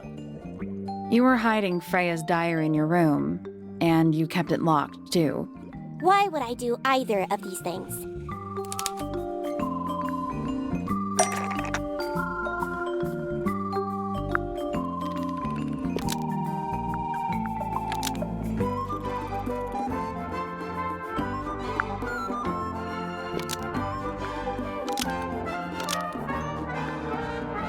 Fifi didn't want anyone to see personal secrets within Freya's diary. Is this true, Fifi? I know Freya was your friend, but if you're trying to hide something...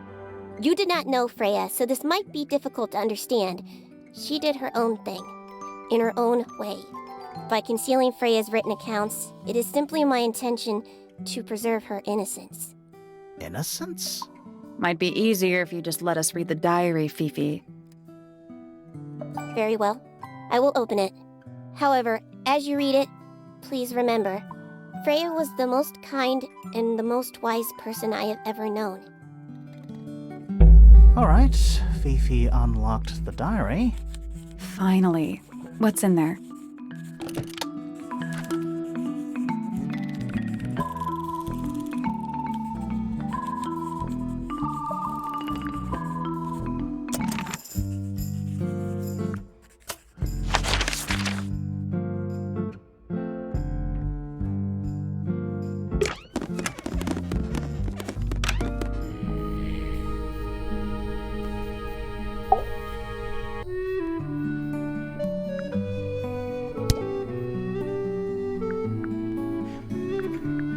Ah, you found it.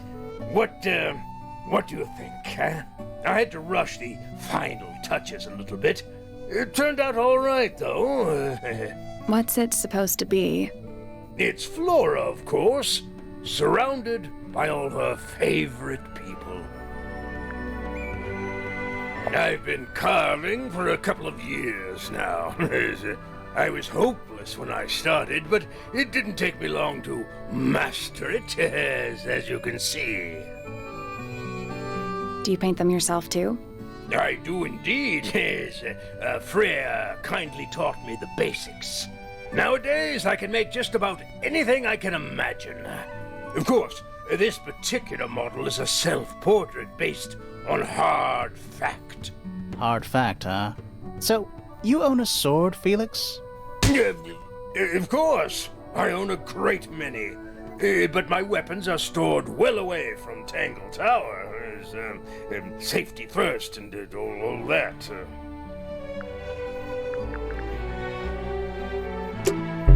There's something about the image of Flora in the painting. Something suspicious. Let's ask her about it.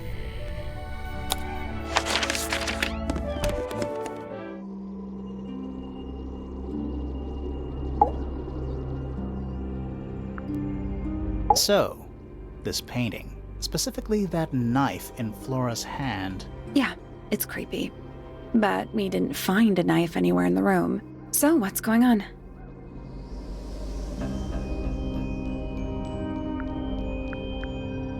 It's not a knife. We need a clue to compare with the painting. Something to explain what that knife shape actually is.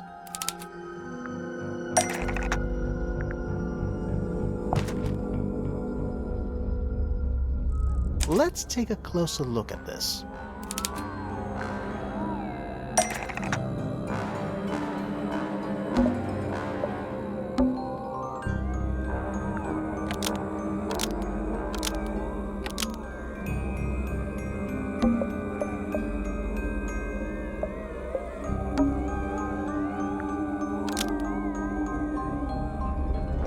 The painted knife is actually just a feather from an ink-dip bird. It's definitely the right shape, but the book's not in color. The thing Flora's holding in the painting is red and white, specifically. Is there anything to suggest that the ink-dip bird is red and white too?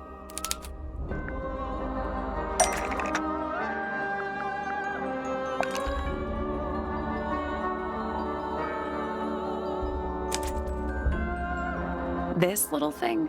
I don't understand why Felix would make a model of this bird as part of a gift for Flora. And come to think of it, why would Flora be holding a feather in the painting anyway?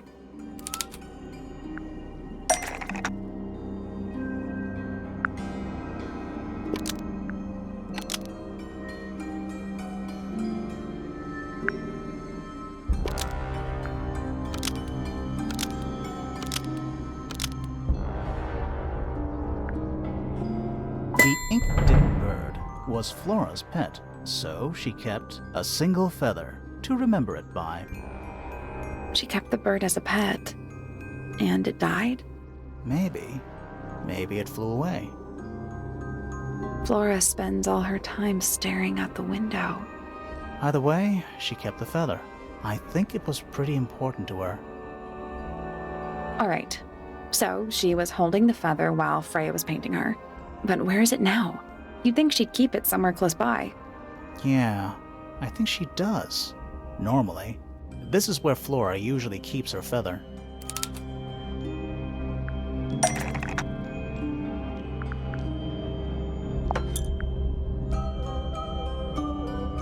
But we opened it.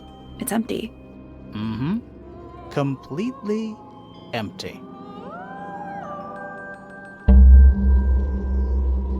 Flora? She's pointing at something in the corner of the room. It's just a pile of books. They're not... Wait, there's something tucked inside this one.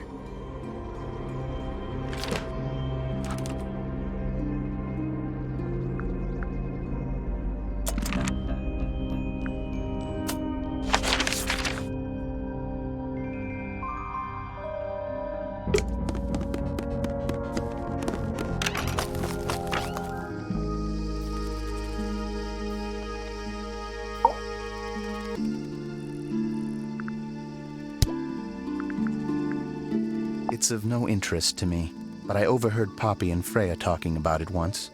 What were they? I've seen beetles with brightly colored shells, metallic shells even. They're relatively common, especially around here. There's a difference between that and actual gold. It can't be actual gold. Gold is just inside the earth or whatever. You can't make it. It's called alchemy. It was a whole thing.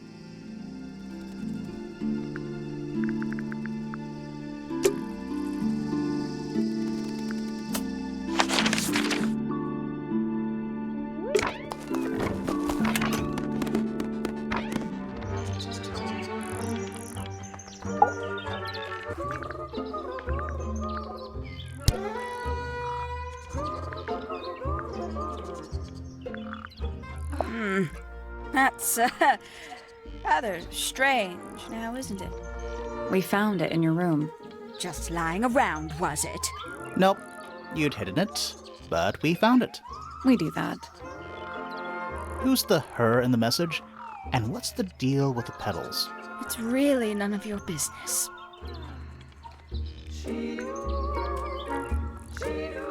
There used to be all kinds of birds here at Tangle Tower. The most fascinating breeds, all totally unique. Used to be? There are birds all over the place. Most of them are rather ordinary, I'm afraid. What happened to the non-ordinary ones? That is a very good question. I must say the girls are awfully well behaved today. I think they know we're in the presence of company. They belong to you? Why do you keep them in a cage? They need a special diet, particular treatment. I let them out to fly occasionally, of course. But they're all one of a kind. I couldn't let anything happen to them. Do they have names? Of course. Let me introduce you to Tabitha, Tamara, and Tatiana. I've already forgotten all three of those names. Which one is which? Oh, that's simple. Tatiana is the oldest, Tabitha is the most patient, and Tamara has the best sense of rhythm. Glad we cleared that up. What about the one on your head? On my head? It's just my hat. It doesn't have a name. Who would name their hat?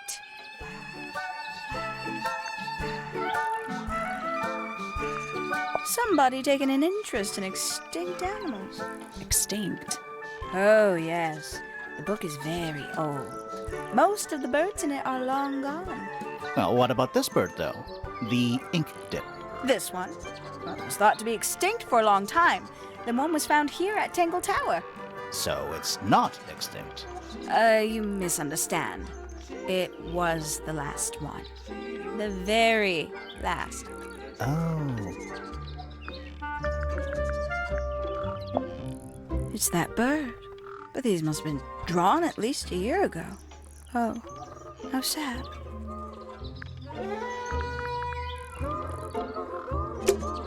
There's something about those petals we found in Penny's room. Something suspicious. Let's ask her about it.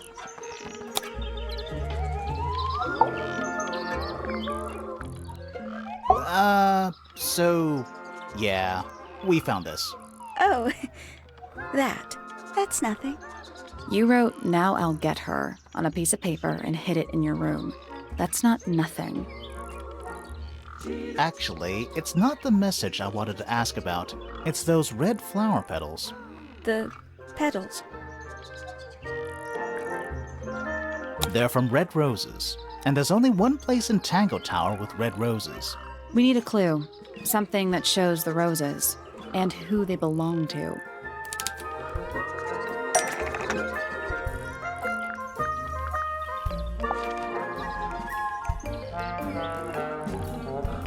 It's a drawing of Fitz and Poppy in the rooftop garden. See what Fitz is holding? I can't imagine what you're getting at, but it doesn't matter. I couldn't have taken anything from the rooftop garden. It's only accessible from Fitz's room or Poppy's room. How could I have taken something from a garden to which I have no access? Is it really only accessible from those two bedrooms? For most people, it would be. But don't forget, Penny's the resident ornithologist. My dears, what are you accusing me of?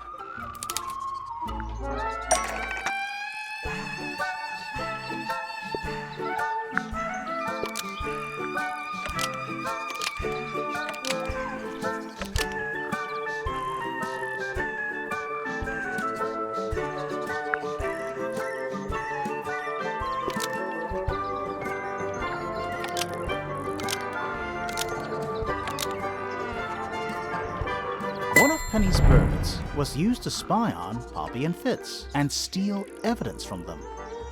We know those two have been spending time together in the rooftop garden. I'm guessing you got paranoid. Wanted to know what they were up to. I'm just not the jealous type. I would never suspect Fitz of anything like that. Besides, Tabitha hardly ever leaves her cage. She's certainly never flown up to the rooftop garden. We need a clue to compare with Penny's birds. Something to prove one of them has been in the rooftop garden.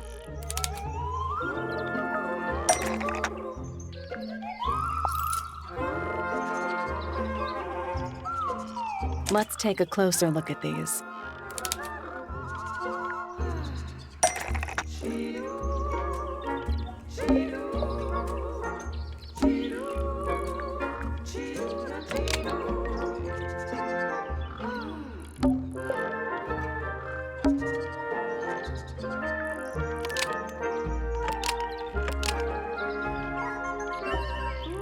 This yellow feather was left behind by Penny's yellow bird when it visited the rooftop garden. I can't stand it! Knowing the two of them are hidden away up there in their private little garden. I couldn't risk spying on them myself, so I asked dear Tabitha to do it for me. I knew she'd be able to bring me back some evidence. Sorry, Penny, but are you not overreacting a little? You don't understand. Fitz is slipping away from me. He's so quiet with me these days, but being with Poppy seems to bring him out of his shell. I don't know what he sees in her miserable little... I apologize. This really isn't your burden to bear.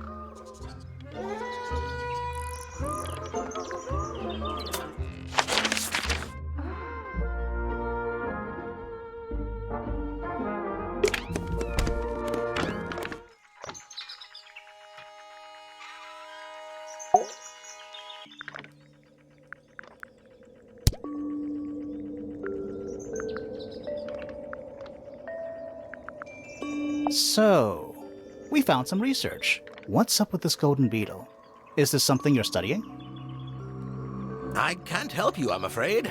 I think it must be something left behind by a previous inhabitant of Tangle Tower. I'm not the first scientist to ever walk these halls, you know. Well, it wasn't in the halls. It was in your astronomy tower.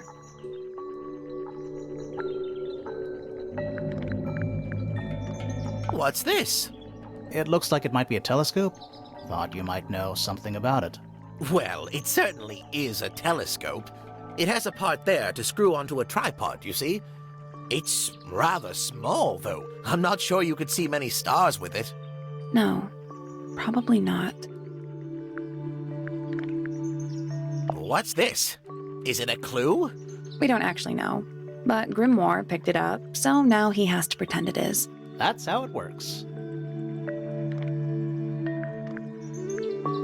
Fitz seems rather keen to grow things like this in his greenhouse, doesn't he? What's wrong with that? Well, you can't eat it. Makes you wonder why he bothers at all.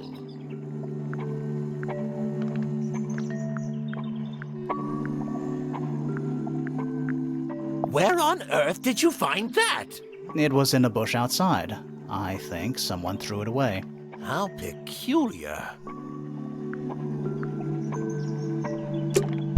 There's something about Pointer's astronomy habits.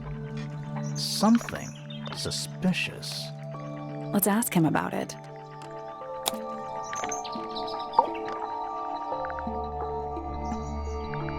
So, Professor, what interests you about astronomy exactly? It's not a matter of being interested. Once you expand your mind to the wider universe, it cannot be unexpanded. Mm-hmm. And how long have you been an astronomer? I really don't like to give exact values unless I'm sure I can quantify them. Convenient. Why do you ask me these things? I have a theory about you, Professor. Oh? Go on. You're not really interested in astronomy at all. What could you possibly mean by that? I think you're interested in a slightly different field of research.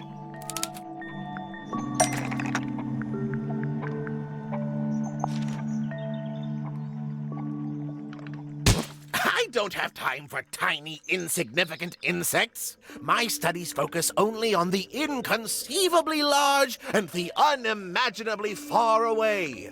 Right. That's why you like using your telescope so much. Yes, naturally. My little portal into another world. Yeah, about that.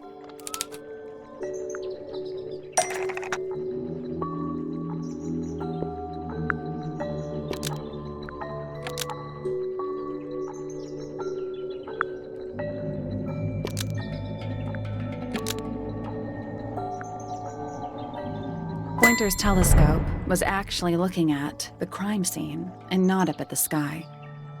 First, you accuse me of being a lowly entomologist. Now you're accusing me of, what, spying? Are you spying? Why would I need to spy on Flora? Why? Because you lost your golden beetle specimen, and it's made you paranoid. You think somebody stole it from you.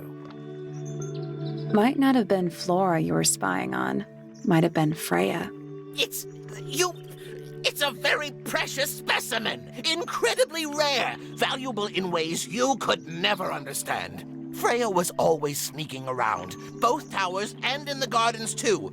She was definitely up to something. So, this next question is important. You were looking to Flora's room around the time of the murder. Did you witness the crime, Professor? No, I didn't. When I looked into the room, Flora was already lying on the floor. Flora? You mean Freya? No, Flora. She was lying by the window. I couldn't see Freya at all. It was fairly dark, and the telescope isn't at a very good angle. That's why I decided to head over there myself. I needed to know what was going on. This changes your statement, doesn't it? No, everything I told you in my statement was true. Apart from the reason you left your tower in the first place. Right. Freya was definitely up to something. Something to do with the statue in the garden, I think. Maybe we should go back and check. And we could have missed something.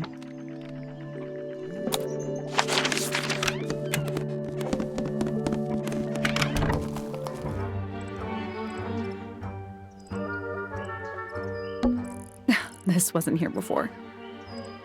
What is it? It's a little wooden toy. Looks kind of like a crab. There's a note stuck to the back. What does it say? Grimoire?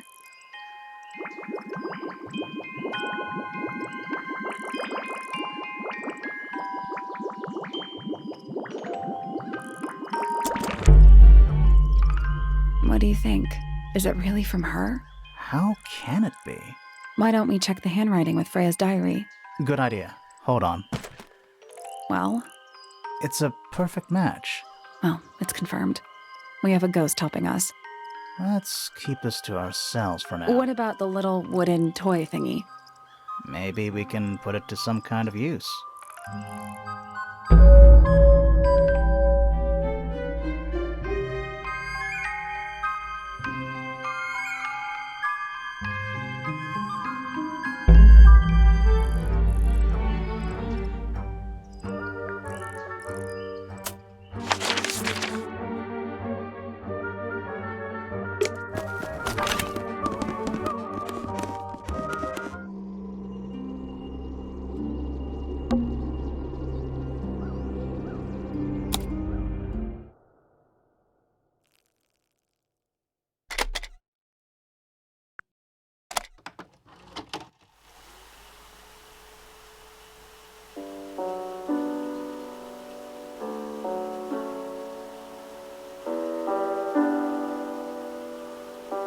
It's piano music.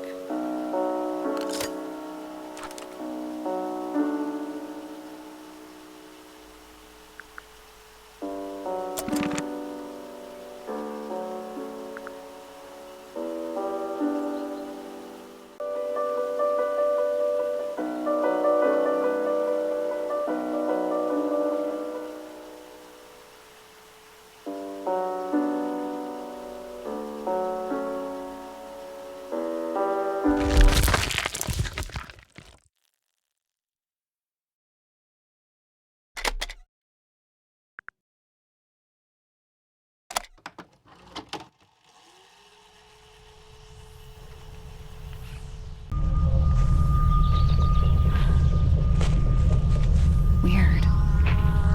It's someone humming a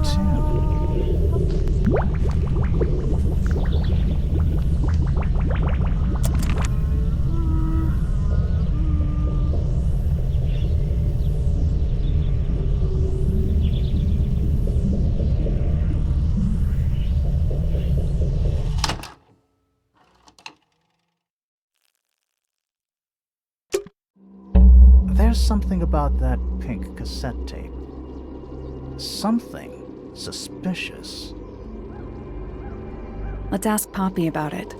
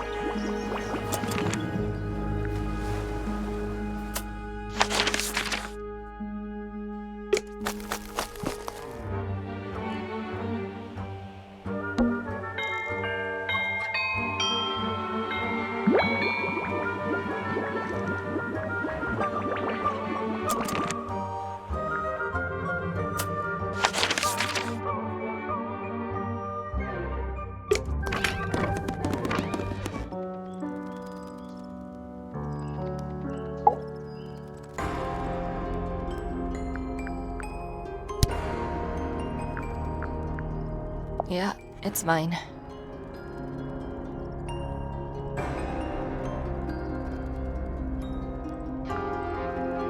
Can you play the tune for us?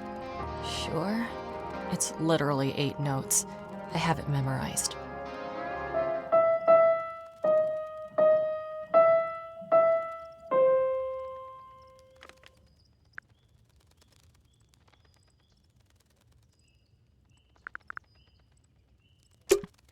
That's all 4 melodies, I think. So, what do we do with them? Should we go back to the gardens again?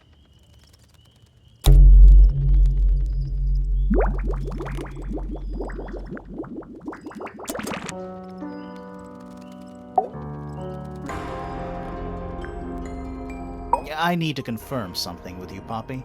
Confirm away. What can you tell us about this cassette tape? Is it yours? It belongs to Freya.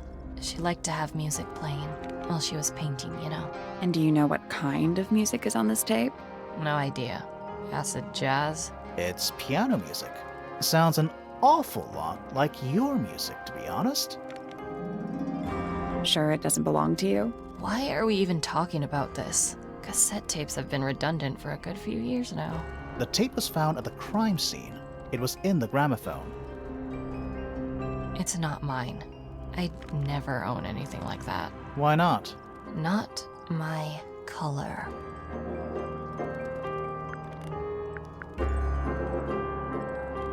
You used to like these colors. Ridiculous. We need a clue to compare with the cassette tape. Something that proves Poppy used to like these colors.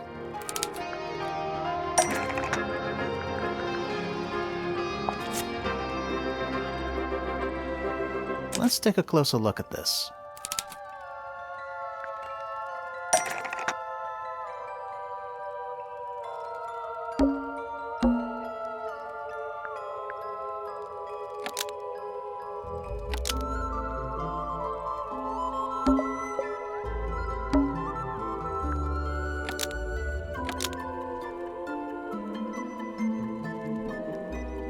The pink cassette tape found at the crime scene matches the pink cassette player used by Poppy in this old photo.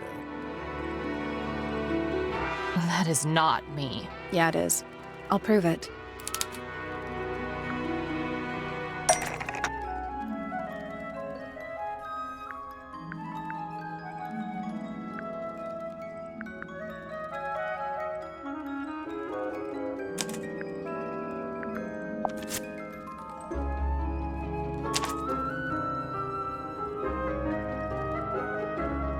You look a little different, but Fifi and Freya are pretty recognizable. It's clearly a photo of you with your 2 best friends.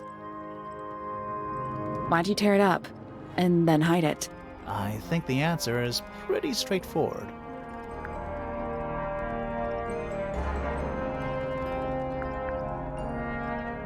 Poppy doesn't want to look like that anymore. That's it. Makes this whole thing seem kind of irrelevant. Maybe. It depends on the reason. The reason she doesn't want to look like that anymore? The passage of time is a powerful thing. Hold on. This means that pink cassette tape does belong to you, Poppy.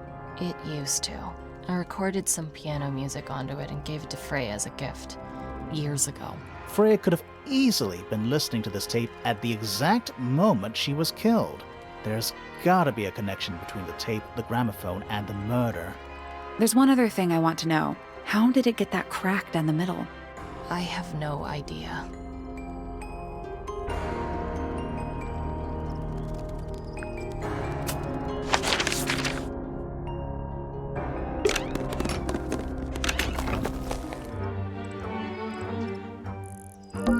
Let's try this again. You know, I think we might be able to solve this now.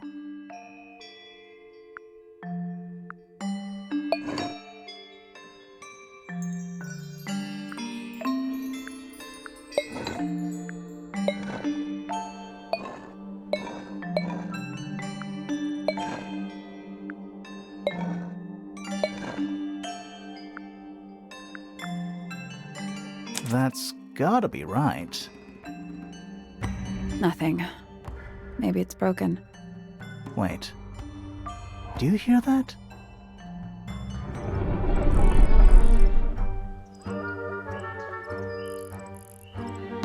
Are we gonna go in? Yeah. But there's a couple of things I want to do first.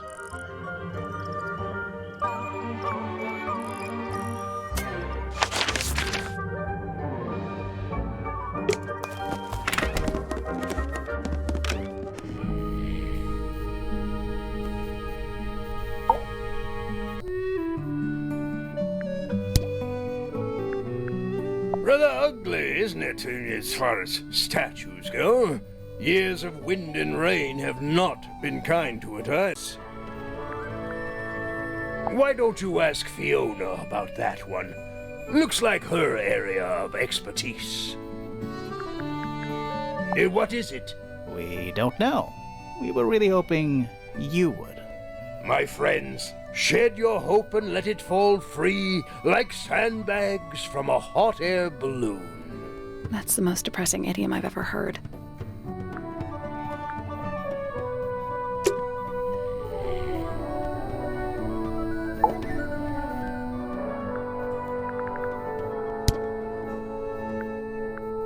Uncommonly skilled as an artist, but Freya was so much more than her talent. She helped me get started with my own painting, you know. It taught me what she knew about wood carving, too. Tremendous patience. She was ever so good with dear Flora. Freya and Flora were close? Oh, yes, especially recently. How are you related to Freya? Somewhat distantly, as it happens. My father, Lord Fellow, was her grandfather. Technically, that makes her a fellow. Let's just say there was some discussion over whether she ought to carry the name at all. There's a family tree in the Grand Hall. You should take a look at it. What about her inheritance? Freya's parents died when she was around 3 years old. She came to live here shortly afterwards. Nobody left her a thing? I'm afraid not. She had no formal claim over anything at Tangle Tower.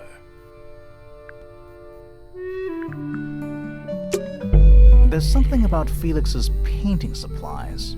Something suspicious. Let's ask him about it.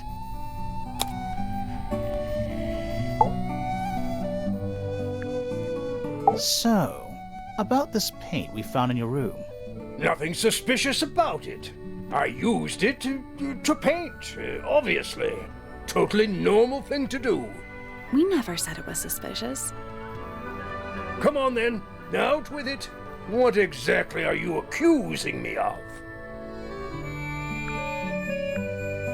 It's not your paint pot. Did you take it from somewhere else? What on earth? It's definitely mine. I even have proof. Look. The lid matches the ones on all my other paint pots. End of discussion. That's not the end of the discussion. We need a clue to compare with Felix's red paint. Something to prove who it actually belongs to.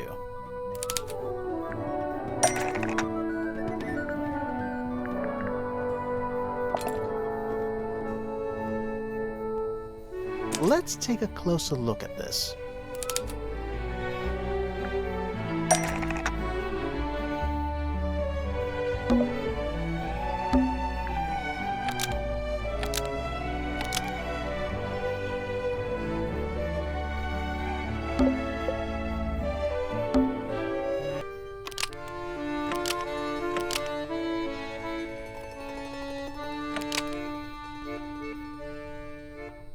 Freya's red paint pot was stolen and replaced with Felix's red paint pot, but the lids were swapped to hide it.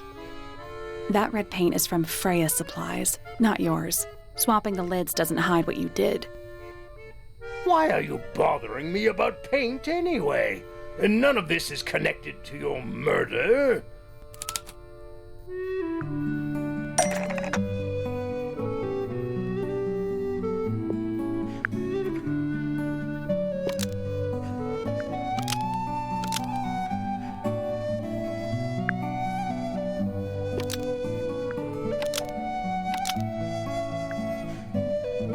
This red paint pot was somehow filled with blood before Freya used it to paint Flora.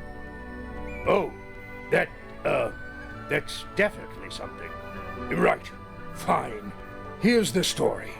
I was busy working on a project when I suddenly realized I had run out of red paint.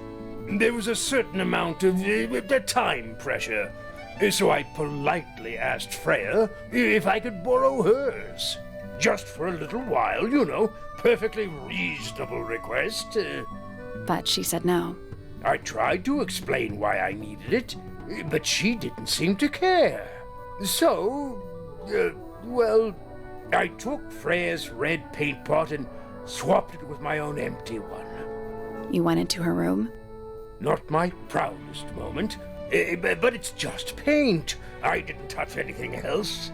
And the paint pot you left behind was definitely empty? Quite. I have absolutely no idea how it got blood in it, if that's what you're asking. Why were you in such a hurry to get a hold of red paint anyway? I was trying to finish this in time for Flora's birthday. I needed red to paint the final details. Could you not have just used a different color? Out of the question. It had to be red and white.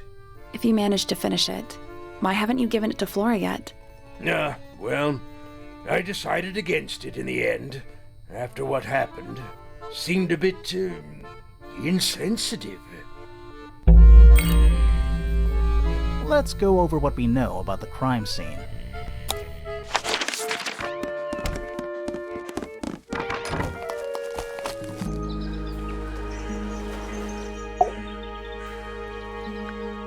We know a little more about the crime scene now.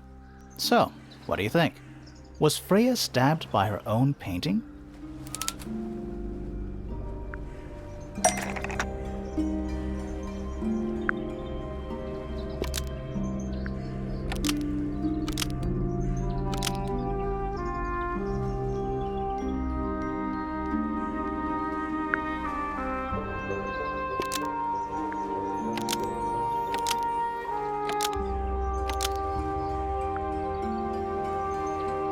Blood from the paint pot was used to paint the red tip of the painted ink dip feather to resemble a bloody knife. I think you're right. Can't decide if I'm disappointed or relieved. I have a question. Why? Either it's a very strange coincidence, or somebody set it up. Somebody deliberately put blood in the paint pot and hid that feather after the crime. Why? To distract us? Possibly. Well, it worked. Possibly. Flora's the only person who could have hidden the feather, unless someone took it from her. Let's go over what we do know. The door was locked the whole time. It stayed locked until Fitz kicked it down. Normally, it can only be opened from the inside. Pointer said he couldn't see Freya from his telescope, but he did see Flora lying by the window. So whatever got Freya got Flora too? Except Flora survived. She didn't get a stab wound like Freya did. Hold on. If there was no knife, then what did stab Freya? It could be anything. It might not even be important. How is it not important? Right now, I'm less interested in the what, and more interested in the how. The angle of Freya's wound suggests she was stabbed at a perfect right angle.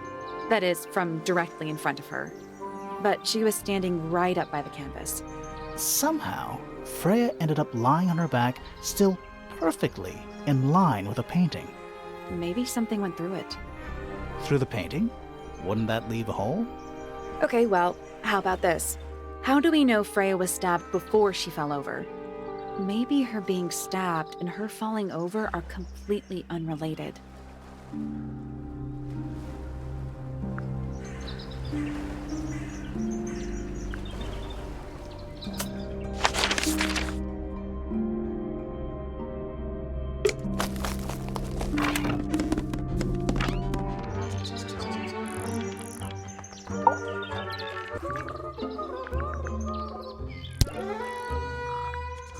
A fellow bird enthusiast. She's quite the expert. You're the one who memorized it.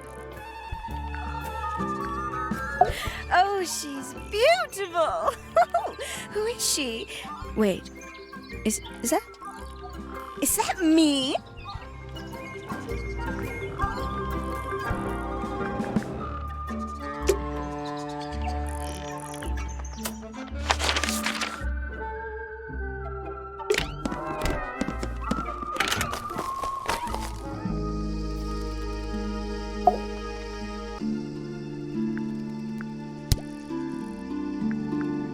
She questioned me.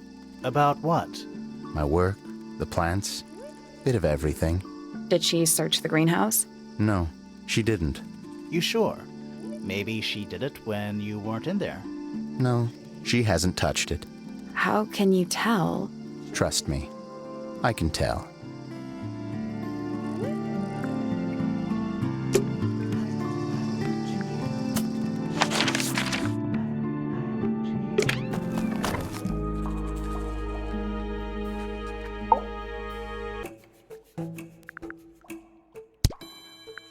Quite the stoic statue, isn't she?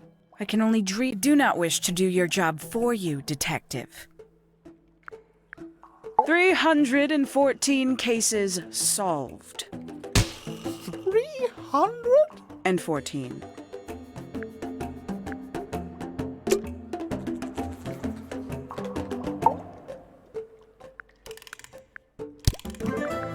I like anything. What a cop-out. I believe that was in Flora's room yesterday, but it was not cracked when I saw it last.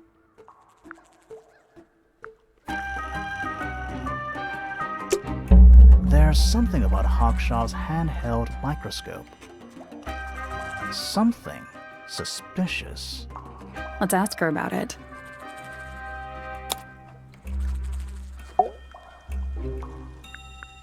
This little microscope thing? You said you used it to search the greenhouse. And this would make perfect sense, if you knew what my client had asked me to find. Of course, I still have no intention of disclosing that information. You're such a tease, Hawkshaw. Don't worry, we already worked out what you're searching for.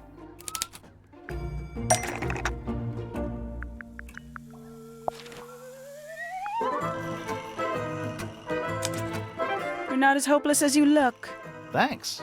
So, that's what you were looking for in the greenhouse? This beetle?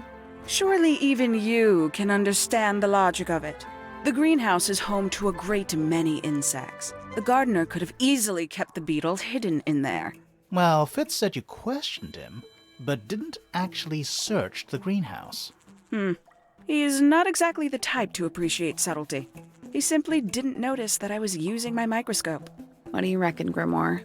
I know for a fact she didn't use the microscope in the greenhouse.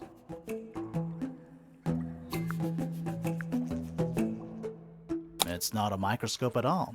All of a sudden, Detective Grimoire is some kind of expert on microscopes.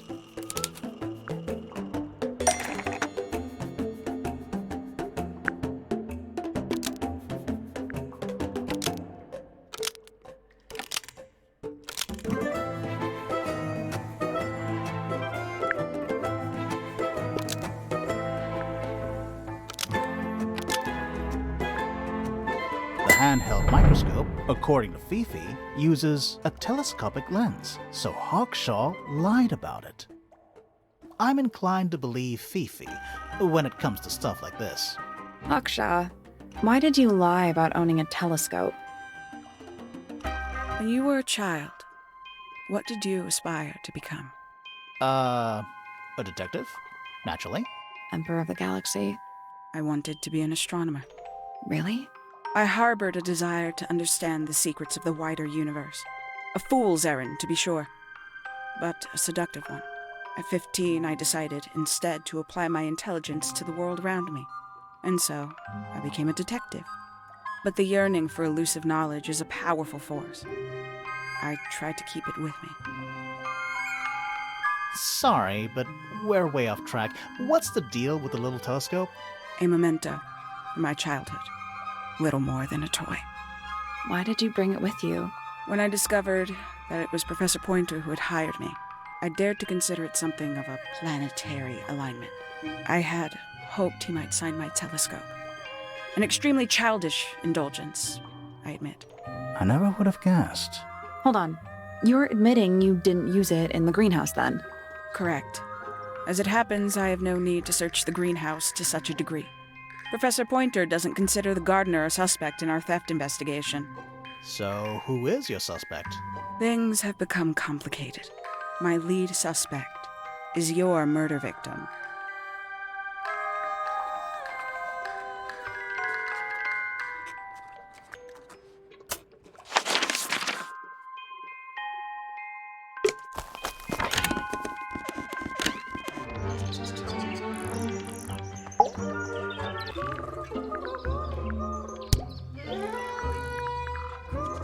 Oh, did Fitz show you that? Not exactly. We found it hidden under his bed. Ah, right. Not a fan of insects myself. Whose research is this? We were hoping you might know. No, can't say I... Freya, perhaps. I know she was always very fond of grubby little things like this. Noted.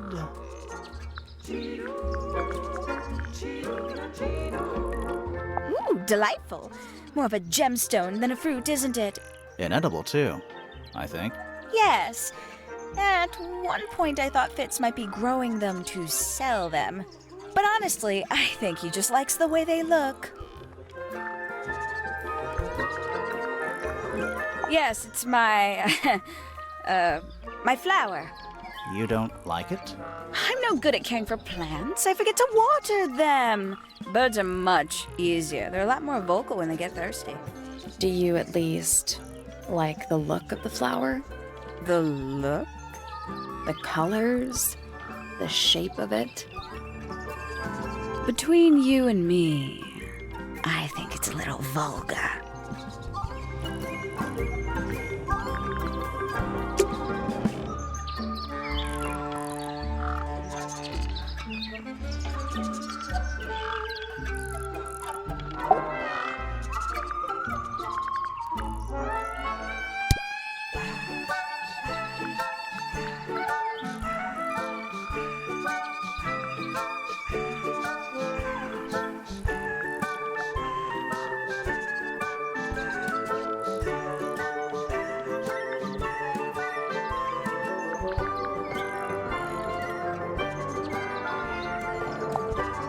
Very nice. You've seen these before? Yes. All of them. Even this one of... Yes.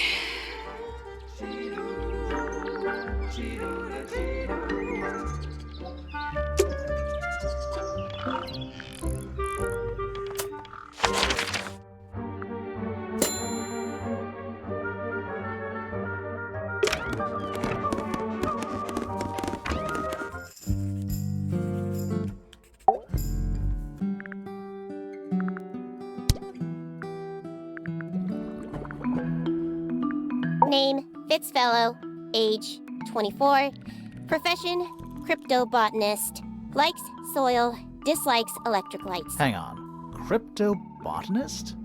I thought he was just a gardener. That may well be his preferred label. Mine, however, is more accurate. Do you and Fitz not see eye to eye, Fifi? We do not. Well, I wouldn't have thought so. He's well over 6 foot and you've got to be just barely 5. So what's your problem with him? Exactly 1 week ago, I witnessed him sneaking up Pointer Tower. He was making every effort to avoid detection. So? He was also carrying a knife.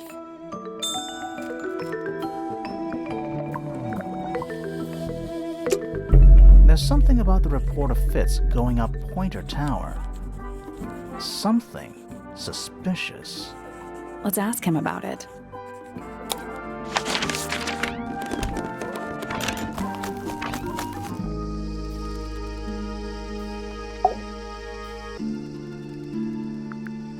So, Fitz, I have a report that you were seen sneaking up Pointer Tower. Holding a knife. That's not right. I don't go into Pointer Tower. I don't own a knife. And I don't sneak. Was it Fifi who told you this? How did you know that? A guess. She doesn't like me very much. But yeah, she was mistaken. Maybe she wasn't wearing her eye lens thing. What do you think, Grimoire? Fifi did see Fitz, but he was holding something else. So, if it wasn't a knife, what was it?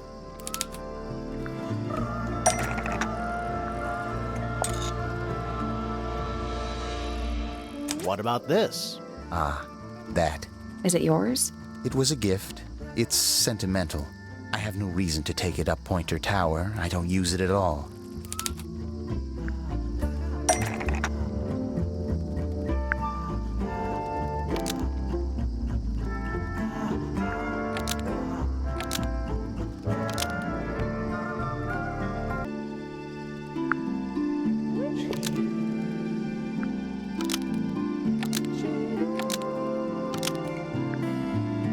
An ornate trowel is used by Fitz to look after a potted flower in Penny's room.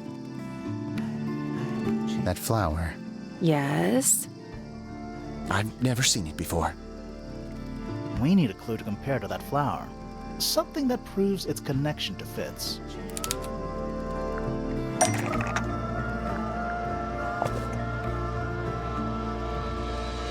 Let's take a closer look at these.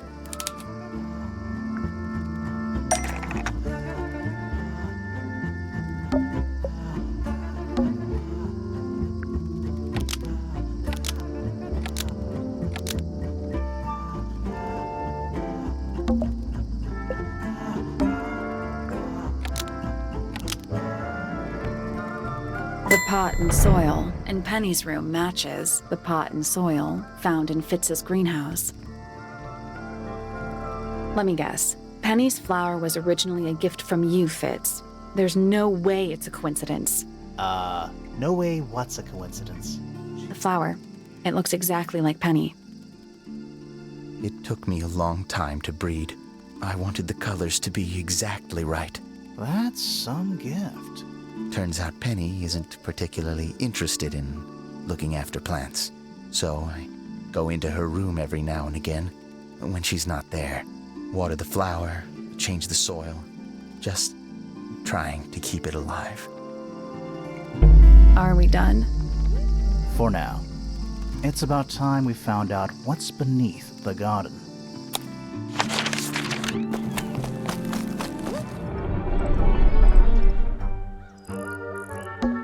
Where do you think it goes? Down.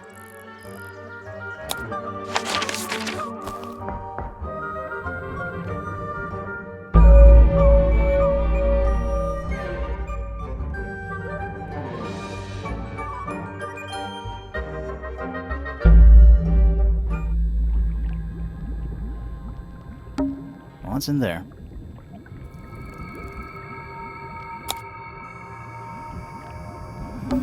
Nine beetles. All different, all dead. Poor little guys. There's a bunch of notes written all around them. It's mostly numbers. No idea what they mean.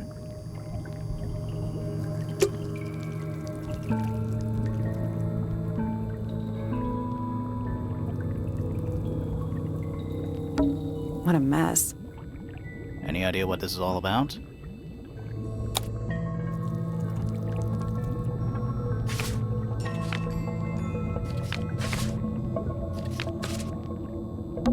Is that a periodic table? No. But it does kind of look like one. What are those symbols? They're alchemic symbols. Mostly based on the planets, the sun, the moon, stuff like that. Huh.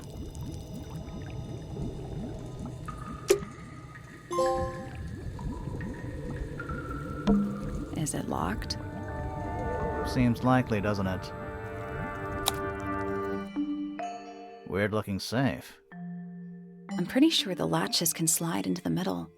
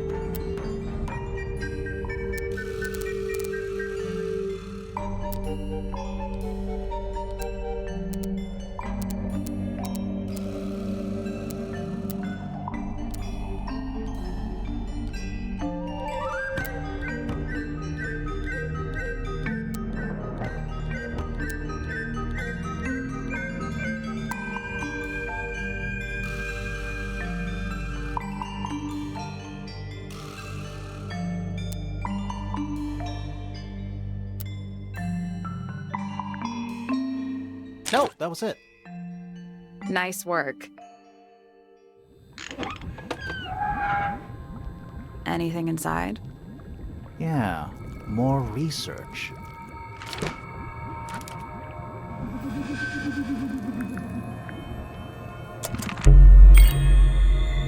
Whose research is this?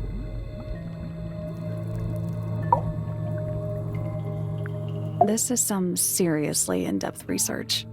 That's impressive, but it's incomplete. There's a section missing.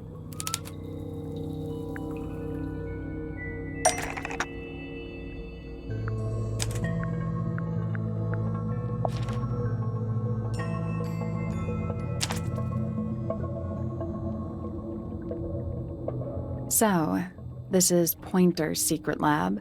Definitely seems like he's the one using it. I guess not a lot of people know about the secret entrance. Right. But if Pointer's the only one who comes down here, why would he need to lock his research in a safe? Who's he hiding it from? He's just paranoid, especially about his golden beetle. What do you think he's trying to do exactly?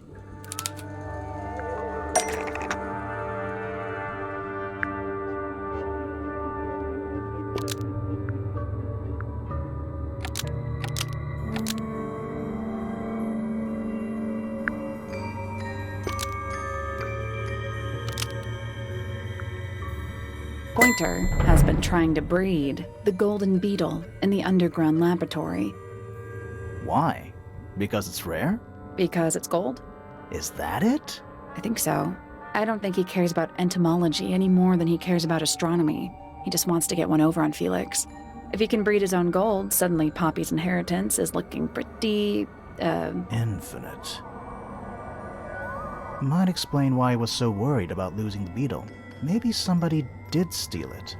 Might have been Freya after all. We know she was trying to get through the secret door in the garden. She might not have known what was down here, though. Maybe she was just curious. Curious, sure, but not naive. I reckon she knew what was going on. I think we're still missing the bigger picture. There's no way this is all just about a beetle. We're done. Ready to go down? Again?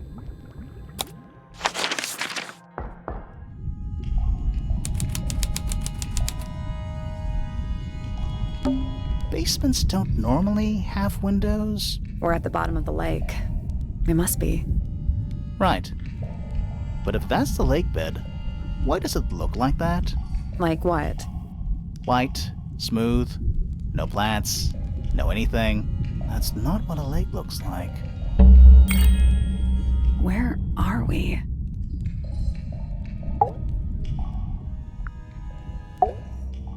Did you notice how much light this room has? For a room with one candle?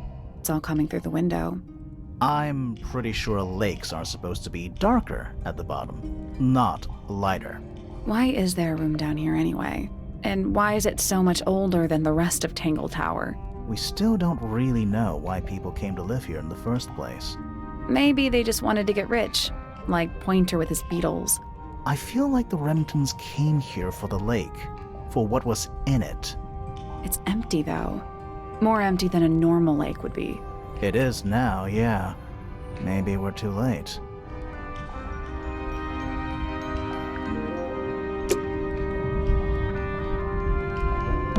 There's a roll of paper up there. I'll see if I can reach it. Let me guess. Blank.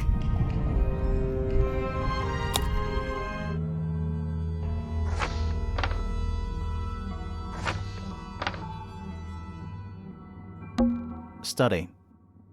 Wait. I know what you're thinking. And no, we never went in there. How did we miss it?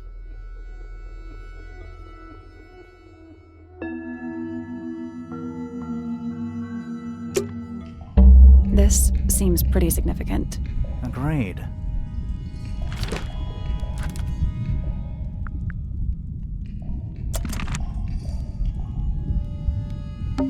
We're too late. This photograph has been stabbed. Why? By what? Not sure. Some kind of metal stabbing thingy.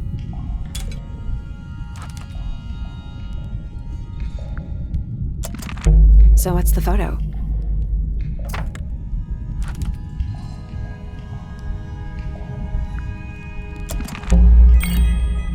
Do you know who it is? In the photo? This man in the photo, he reminds me of something from one of our clues.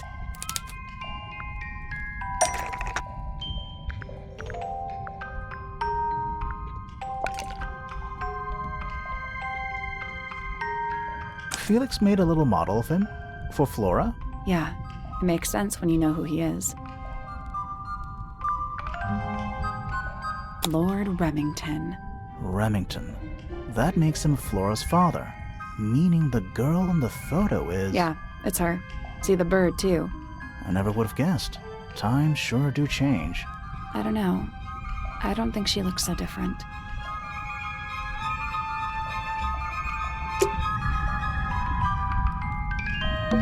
A single book on a little makeshift table.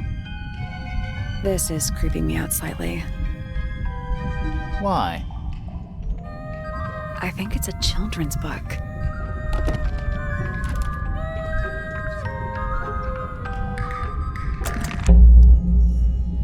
Let's head back up to the Grand Hall. I want to find that last room.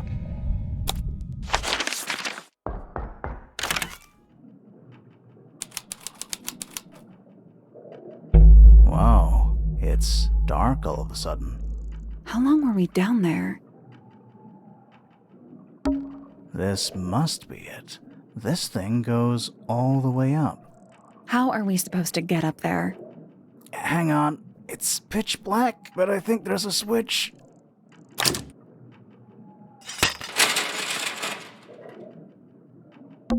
A ladder. Want to go up?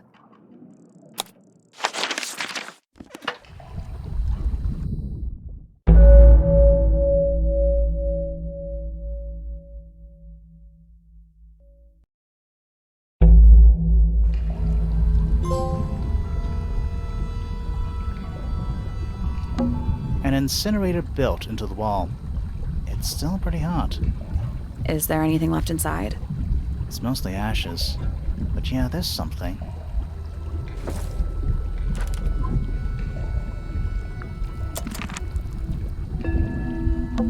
Coffee table, half-empty wine bottle, lamp left on.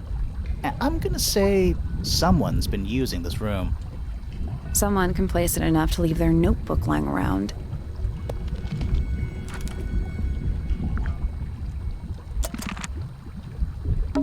It's a wooden pinboard, hung up on one of the chains.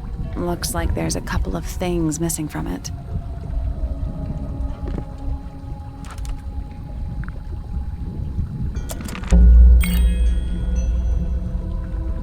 Someone's been using this room. Who are all the people in this photo? Not sure, but it looks like someone didn't like them very much. Their eyes have all been crossed out.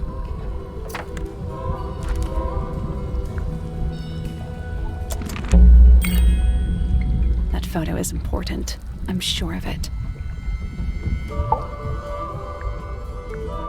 I don't get it. This room is in the original building plans for the mansion, but nowadays it's some big secret? It's not a secret to everybody. At least one other person still knows about this room. The way the notebook was left out on the table makes me think it's someone who has the room all to themselves. Whoever it was, they left more than just the notebook. There's a whole design project on this pinboard. Feels like someone put quite a bit of effort into it. It's a shame there are things missing from it. I'm betting it'd make more sense if we could see it all together. That might not be impossible, you know.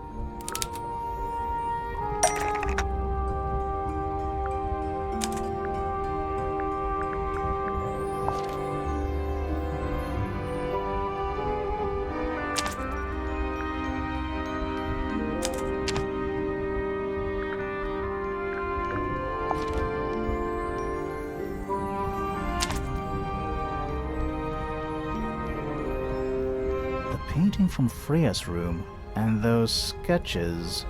Did Freya design Detective Hawkshaw's clothes? What kind of sense does that make? I don't think that's why Freya made that painting, but it may have been why somebody took a photo of it to use as reference. And as for those sketches of Hawkshaw, I don't think Freya actually drew them.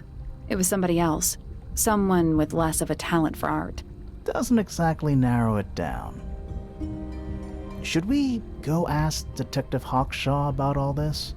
I'm not sure. I still don't know what's really going on. Another photograph. Their faces are all crossed out with some kind of black ink. That's weird. Oh, you think so? No, I mean, something I just realized. Sally, did we meet any of these people here at Tangle Tower? Well, the woman on the left looks a little like Poppy, but her style is way different. And at first I thought the guy on the top right was Felix, but now that I look at it, I don't think it is him.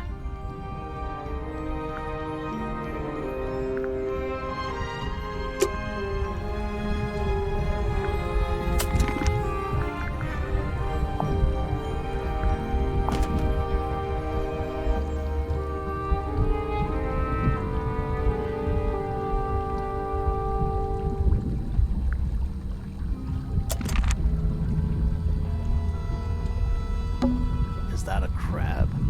It's got a translucent exoskeleton. You can actually see its insides.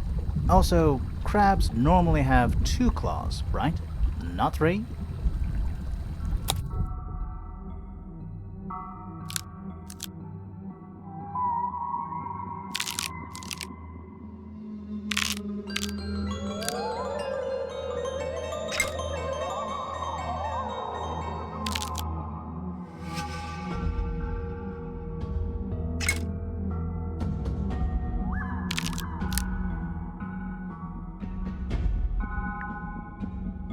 Perfect.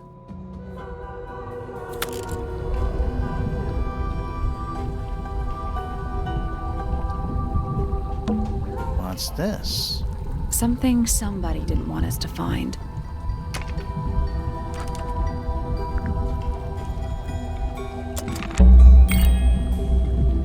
What is it?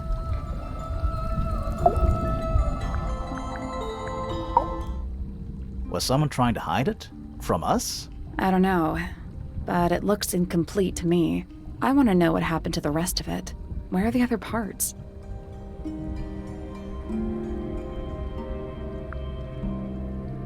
We found them already.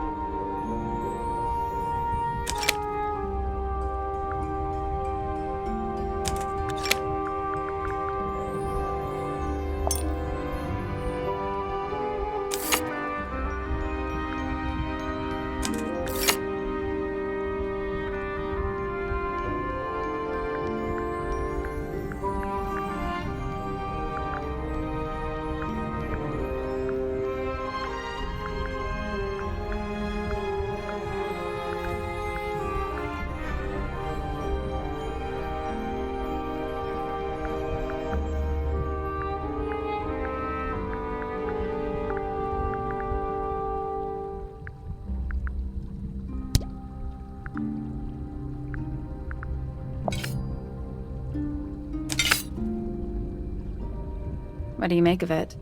Not sure. Let's keep an open mind. You don't think the crossbow is the murder weapon? Oh no, the crossbow is definitely the murder weapon. But that doesn't mean we've solved the mystery.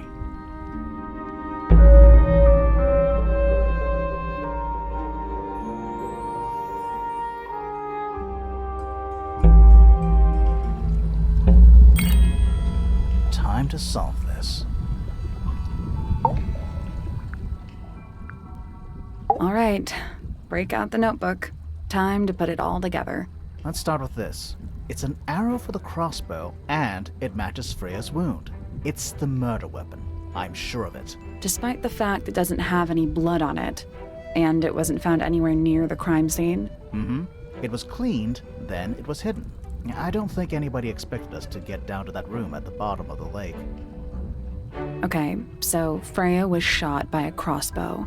Where was it fired from? It was fired from above Freya. Above, huh? Yeah, Our diagram doesn't show everything. Let's add in the rest of the crime scene. The attic. Perfect hiding place. We even found a part of the murder weapon up there. The reel was used to pull the arrow back up through the crack in the floorboards. Explains why we never found a weapon at the crime scene, I guess. The murderer must have dropped the reel in the attic. I'm guessing they were in a hurry to escape. Wait. The arrow was fired through the crack in the floorboards? Yeah, it's directly above where Freya was found lying on her back. Nope. Doesn't add up. It would have missed her if she was still standing up by the painting. Ah, right. Unless...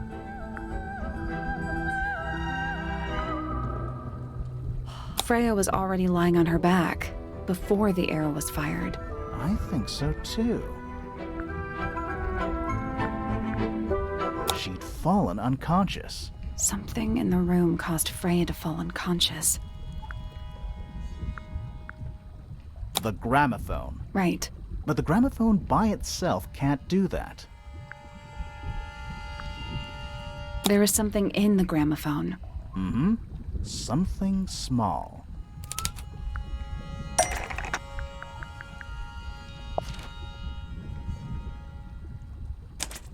Pointer's research says it can emit an incredibly loud hiss when it feels threatened.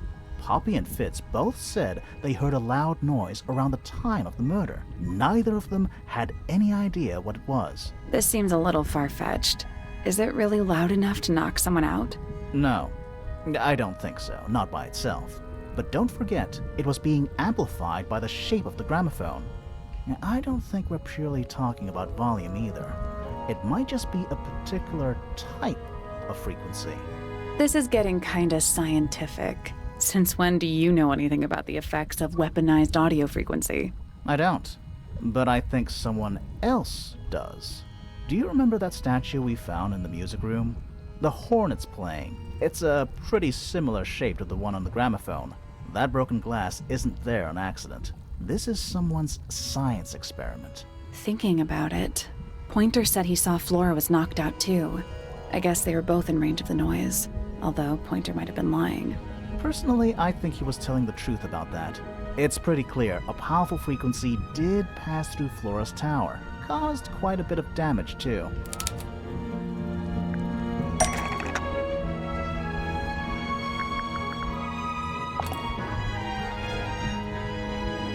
Those cracks didn't appear out of nowhere. Freya's paints, the pink cassette tape, and the gramophone itself, they all sustained similar damage while they were in that room. That's some seriously powerful vibration, enough to crack metal, enough to knock someone out all the way across a room. Yeah, that's the one thing I don't get. If the frequency was so powerful and had such a big range, how did the murderer pull it off? Wouldn't they have been in range too? Think about it. They can't have been much further away from the gramophone than Flora was. They protected themselves. How?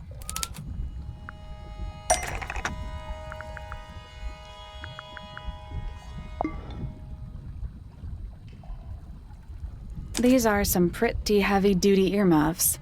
I think they'd be enough to block out the sound. Right. Let's go over everything from the start. 1. Freya is painting Flora's portrait. They're listening to music on the gramophone. 2. The murderer is hiding in the attic, wearing earmuffs. 3.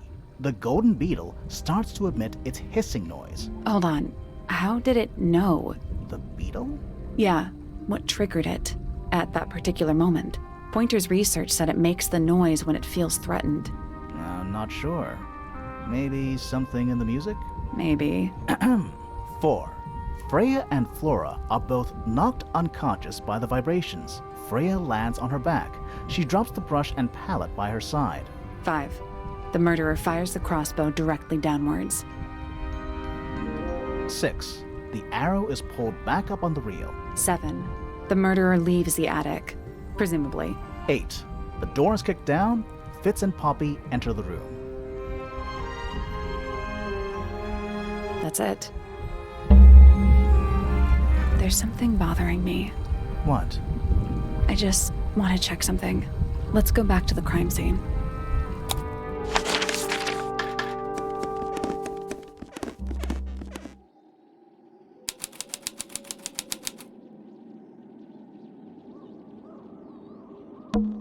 plant.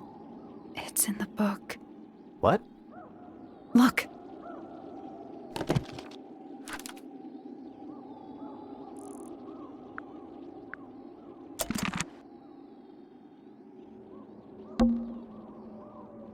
The answer is in the painting. I'm sure of it.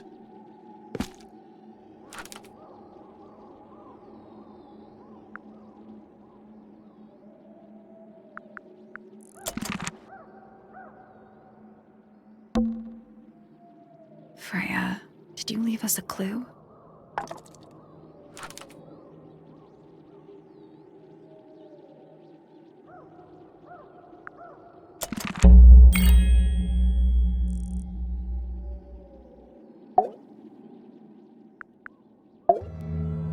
So what's bothering you? Something that's not here. The thing we didn't find. We know she was holding it during the painting. Flora's ink dip feather? It was here, in this room. Where'd it go?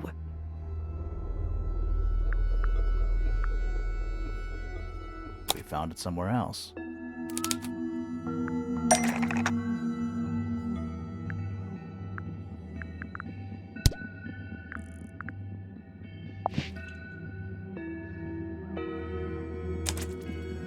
We were a little too late to save it. So it was stolen from the crime scene, and ended up in the incinerator down in the study. Someone wanted to destroy it, I guess. But how? How was it stolen from up here in Flora's tower? Presumably, Flora dropped it when she fell unconscious. Yeah, and then what? The murderer couldn't have stolen it if they were up in the attic. So the question is, how could they steal something from a room they weren't able to access? The final clue about the crime scene. Freya left it for us right here. It's in the unfinished painting. It's not quite a photo, but still, it's an image of the crime scene recorded just before the murder. If only she'd finished it. Then I could be totally sure. It's true she never finished it, but she did intend to finish it. Meaning? We know more about the painting than what Freya actually got down on the canvas.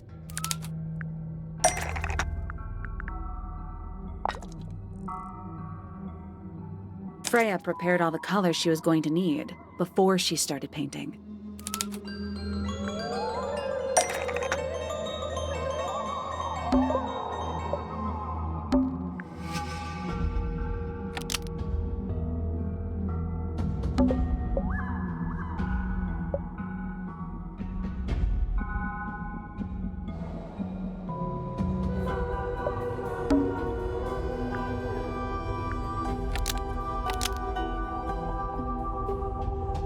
Paint was going to be used to paint this sketch of something sitting in the window.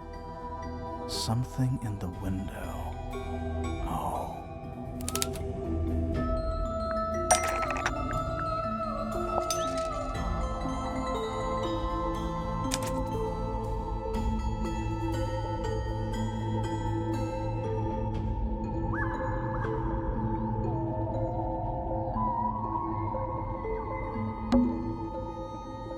There she is.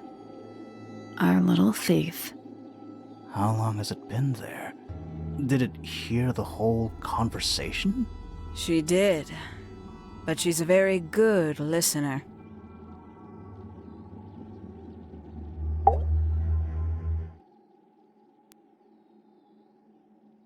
Well now, I think this has quite served its purpose, don't you?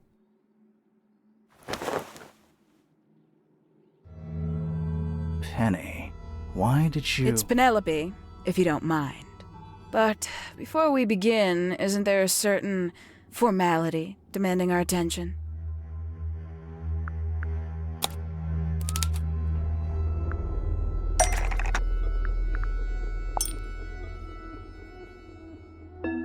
Lovely. Now, tell me, what was it that drove you this far? I'm ever so curious.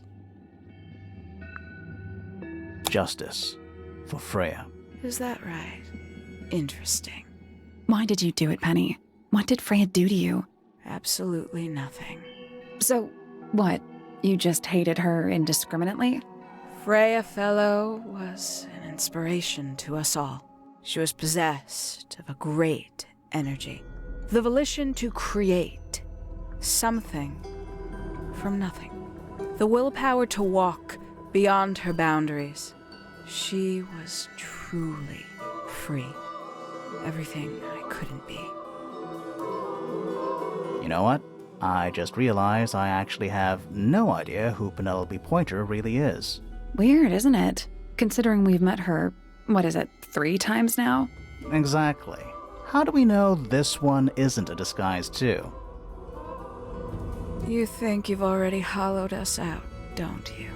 Only a few short hours at Tangle Tower, and you feel like you've got everyone sussed. Unearthed every single one of our secrets.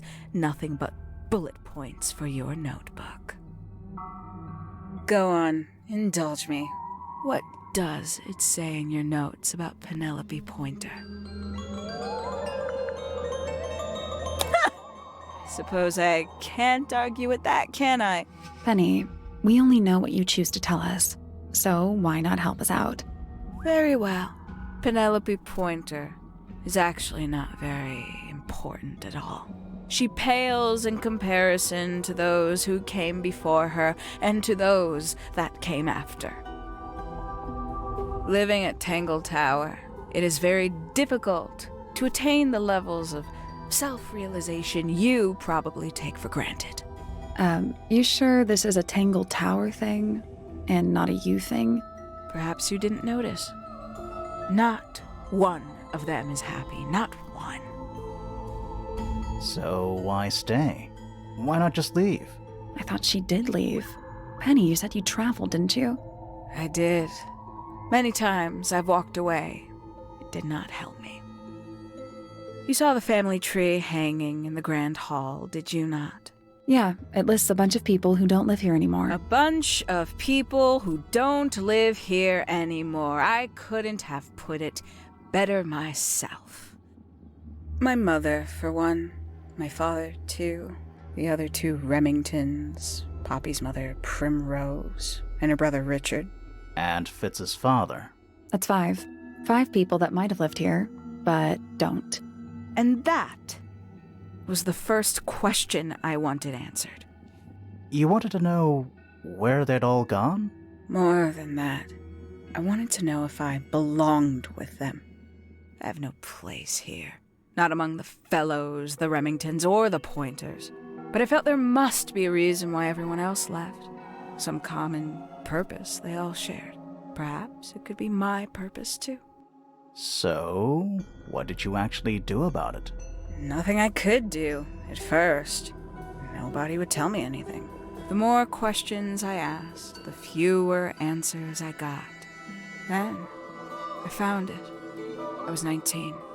Same age Freya is now. Found what? The study. The one hidden in the middle of the house. It's right next to a bedroom. I'd hear voices at night. Deep ones. And the strangest thing, the wall behind my bed would get incredibly hot. For hours on end. The paint would peel. Wallpaper wouldn't stay up. I thought I was cursed. I thought it was something trying to break through. Eventually, I couldn't take it anymore. I found my way in the same way you did. Once you know it's there, it's simple. So, you got into the study and found the incinerator. That must have been a relief, right? It was still warm when I found it. Then, I looked inside. Let's see how thorough you've been. Tell me, do you know what a misted is? Misted? Mistids? Sure, yeah. You're more observant than I thought. Sorry, what are we talking about? It's a collective term, from before my time. Birds, insects, amphibians, anything living off the lake water. The mutation can take several generations, or it can happen overnight. Wait, mistids. Like cryptids, like Bigfoot or whatever. A little egregious, isn't it? I suspect it was an intentional parallel. The main difference being mystids are perfectly real. They're just kept secret. Or at least, that was the original plan. As it happened, some got out. Quite a few got out. How do you know all this? When I entered the study at 19, I found a single object that rather changed my life. Something which answered my questions while at once creating all new ones.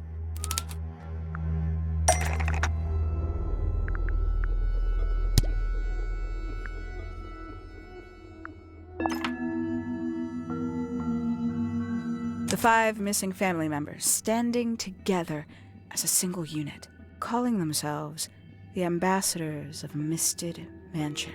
So, the house was renamed from Misted Mansion to Tangle Tower? And rightly so. The age of Misted Mansion is long past. When I looked inside the incinerator on my first visit to the study, I found nothing but ash.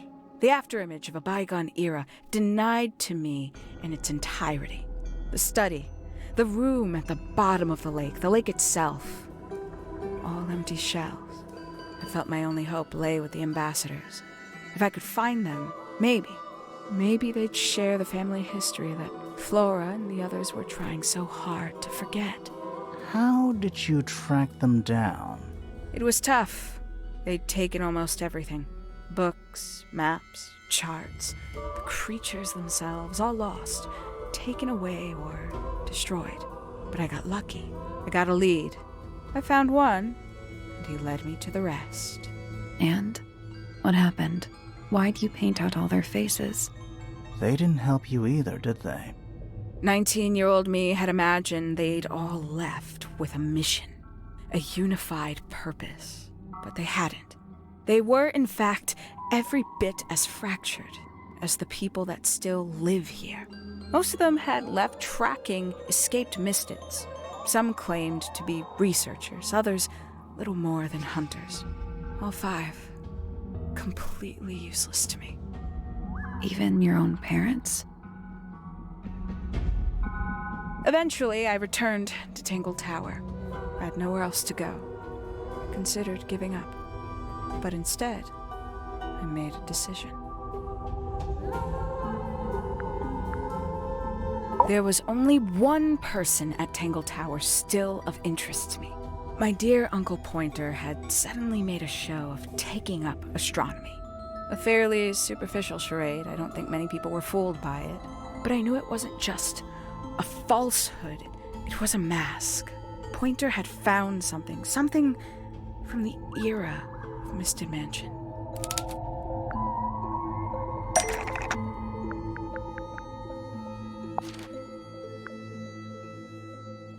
So where did he get the beetle?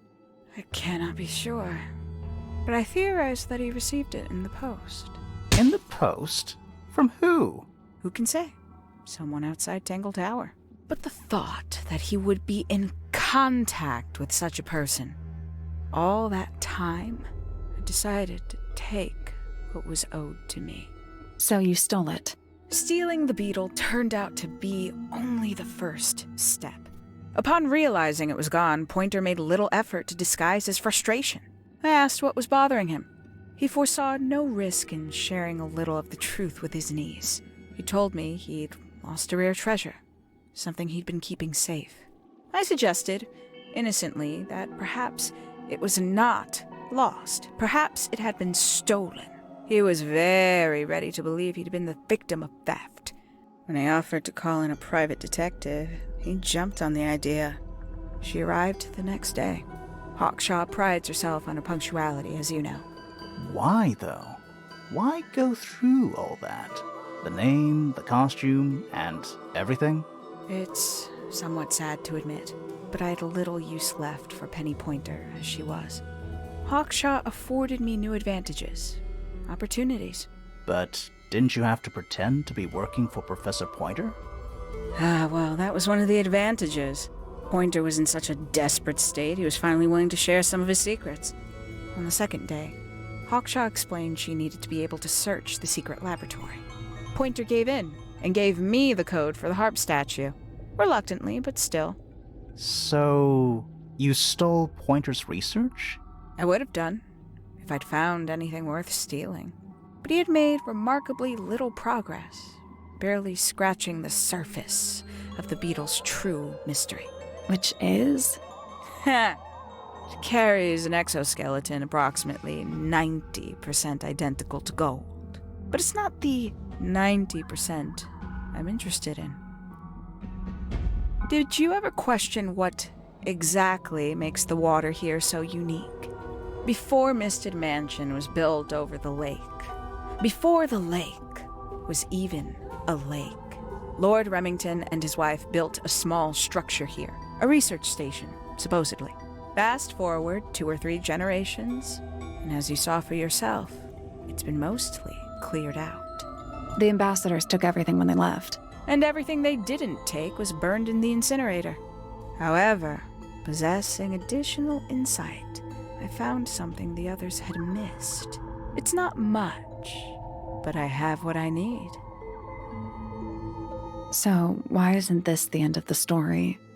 Why did you stay? Why did you kill Freya?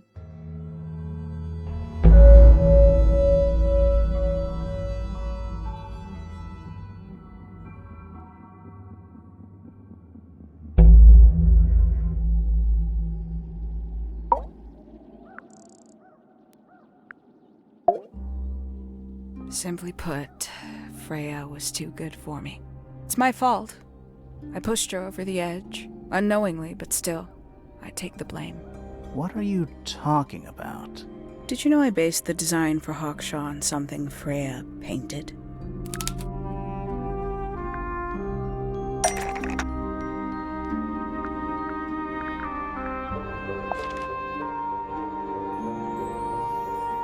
That's right.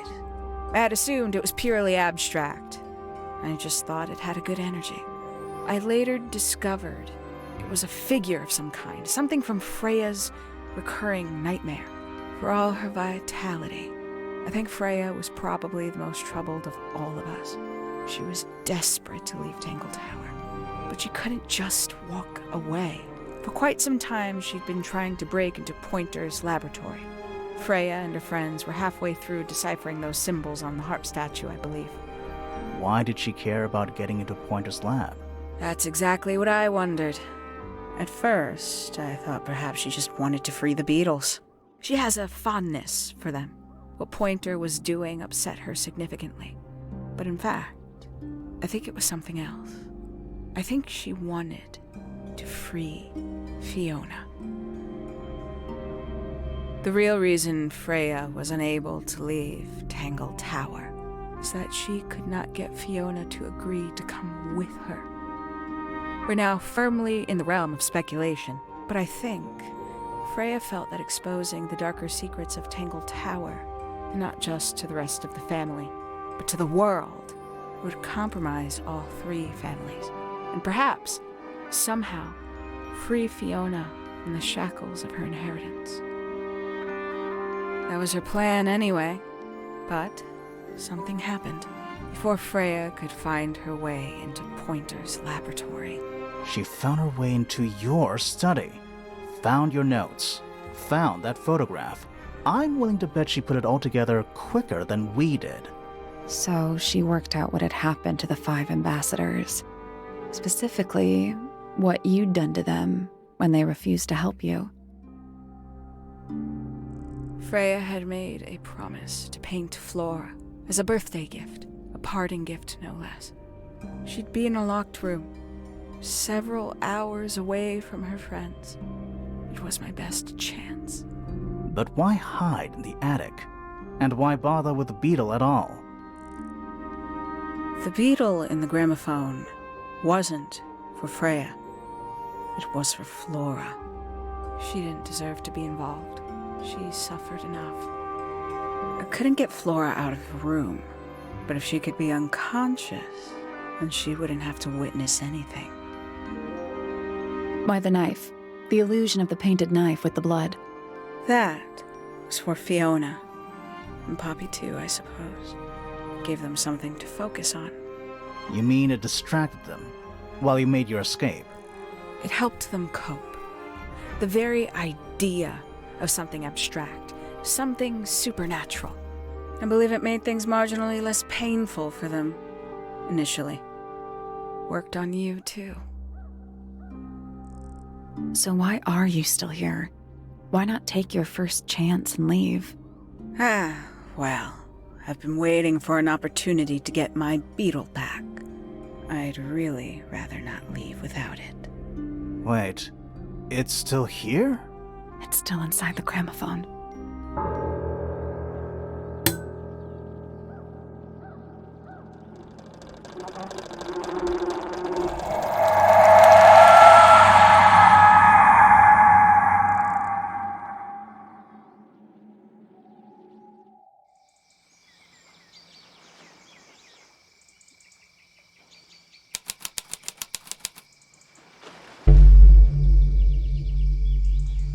What's going on? Poppy, they are both awake. I can see. You two all right? My head hurts. What happened to us? You were both unconscious. 14 minutes by my count. Really? You're both fine. No injuries. Was it the beetle? In the gramophone? I heard it through the ceiling in my room. The exact same sound we heard before the murder. I guess it must have been. So how did we get down here? What happened to Penny? Fitz saved both of you, obviously. When I reached Flora's tower, you were both unconscious, and Penny was crouched down beside you. She had her crossbow on her, but who knows? She may have just been checking you were both asleep.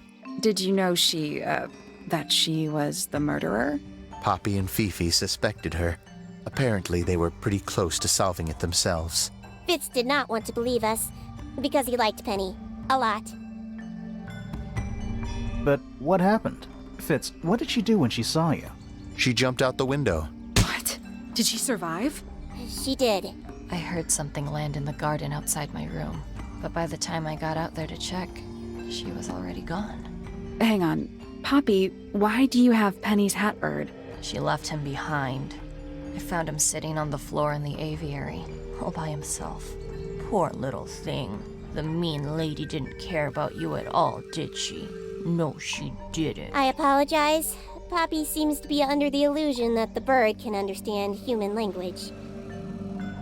So, Penny got away. I'm afraid she did. We had suspected she might try to escape. I was stationed here by the lake's edge. I proved to be an ineffective guard. She took the boat. Did she take the beetle with her? Nope, How do you know? because it's right here. It was still in the gramophone. I guess I scared her off before she had a chance to take it. Poppy, what are you going to do with it? Are you going to give it back to your father? No, I'm not. It doesn't belong to anyone. So, I'm going to put it on the ground and never bother it again. I think that's what she would have wanted.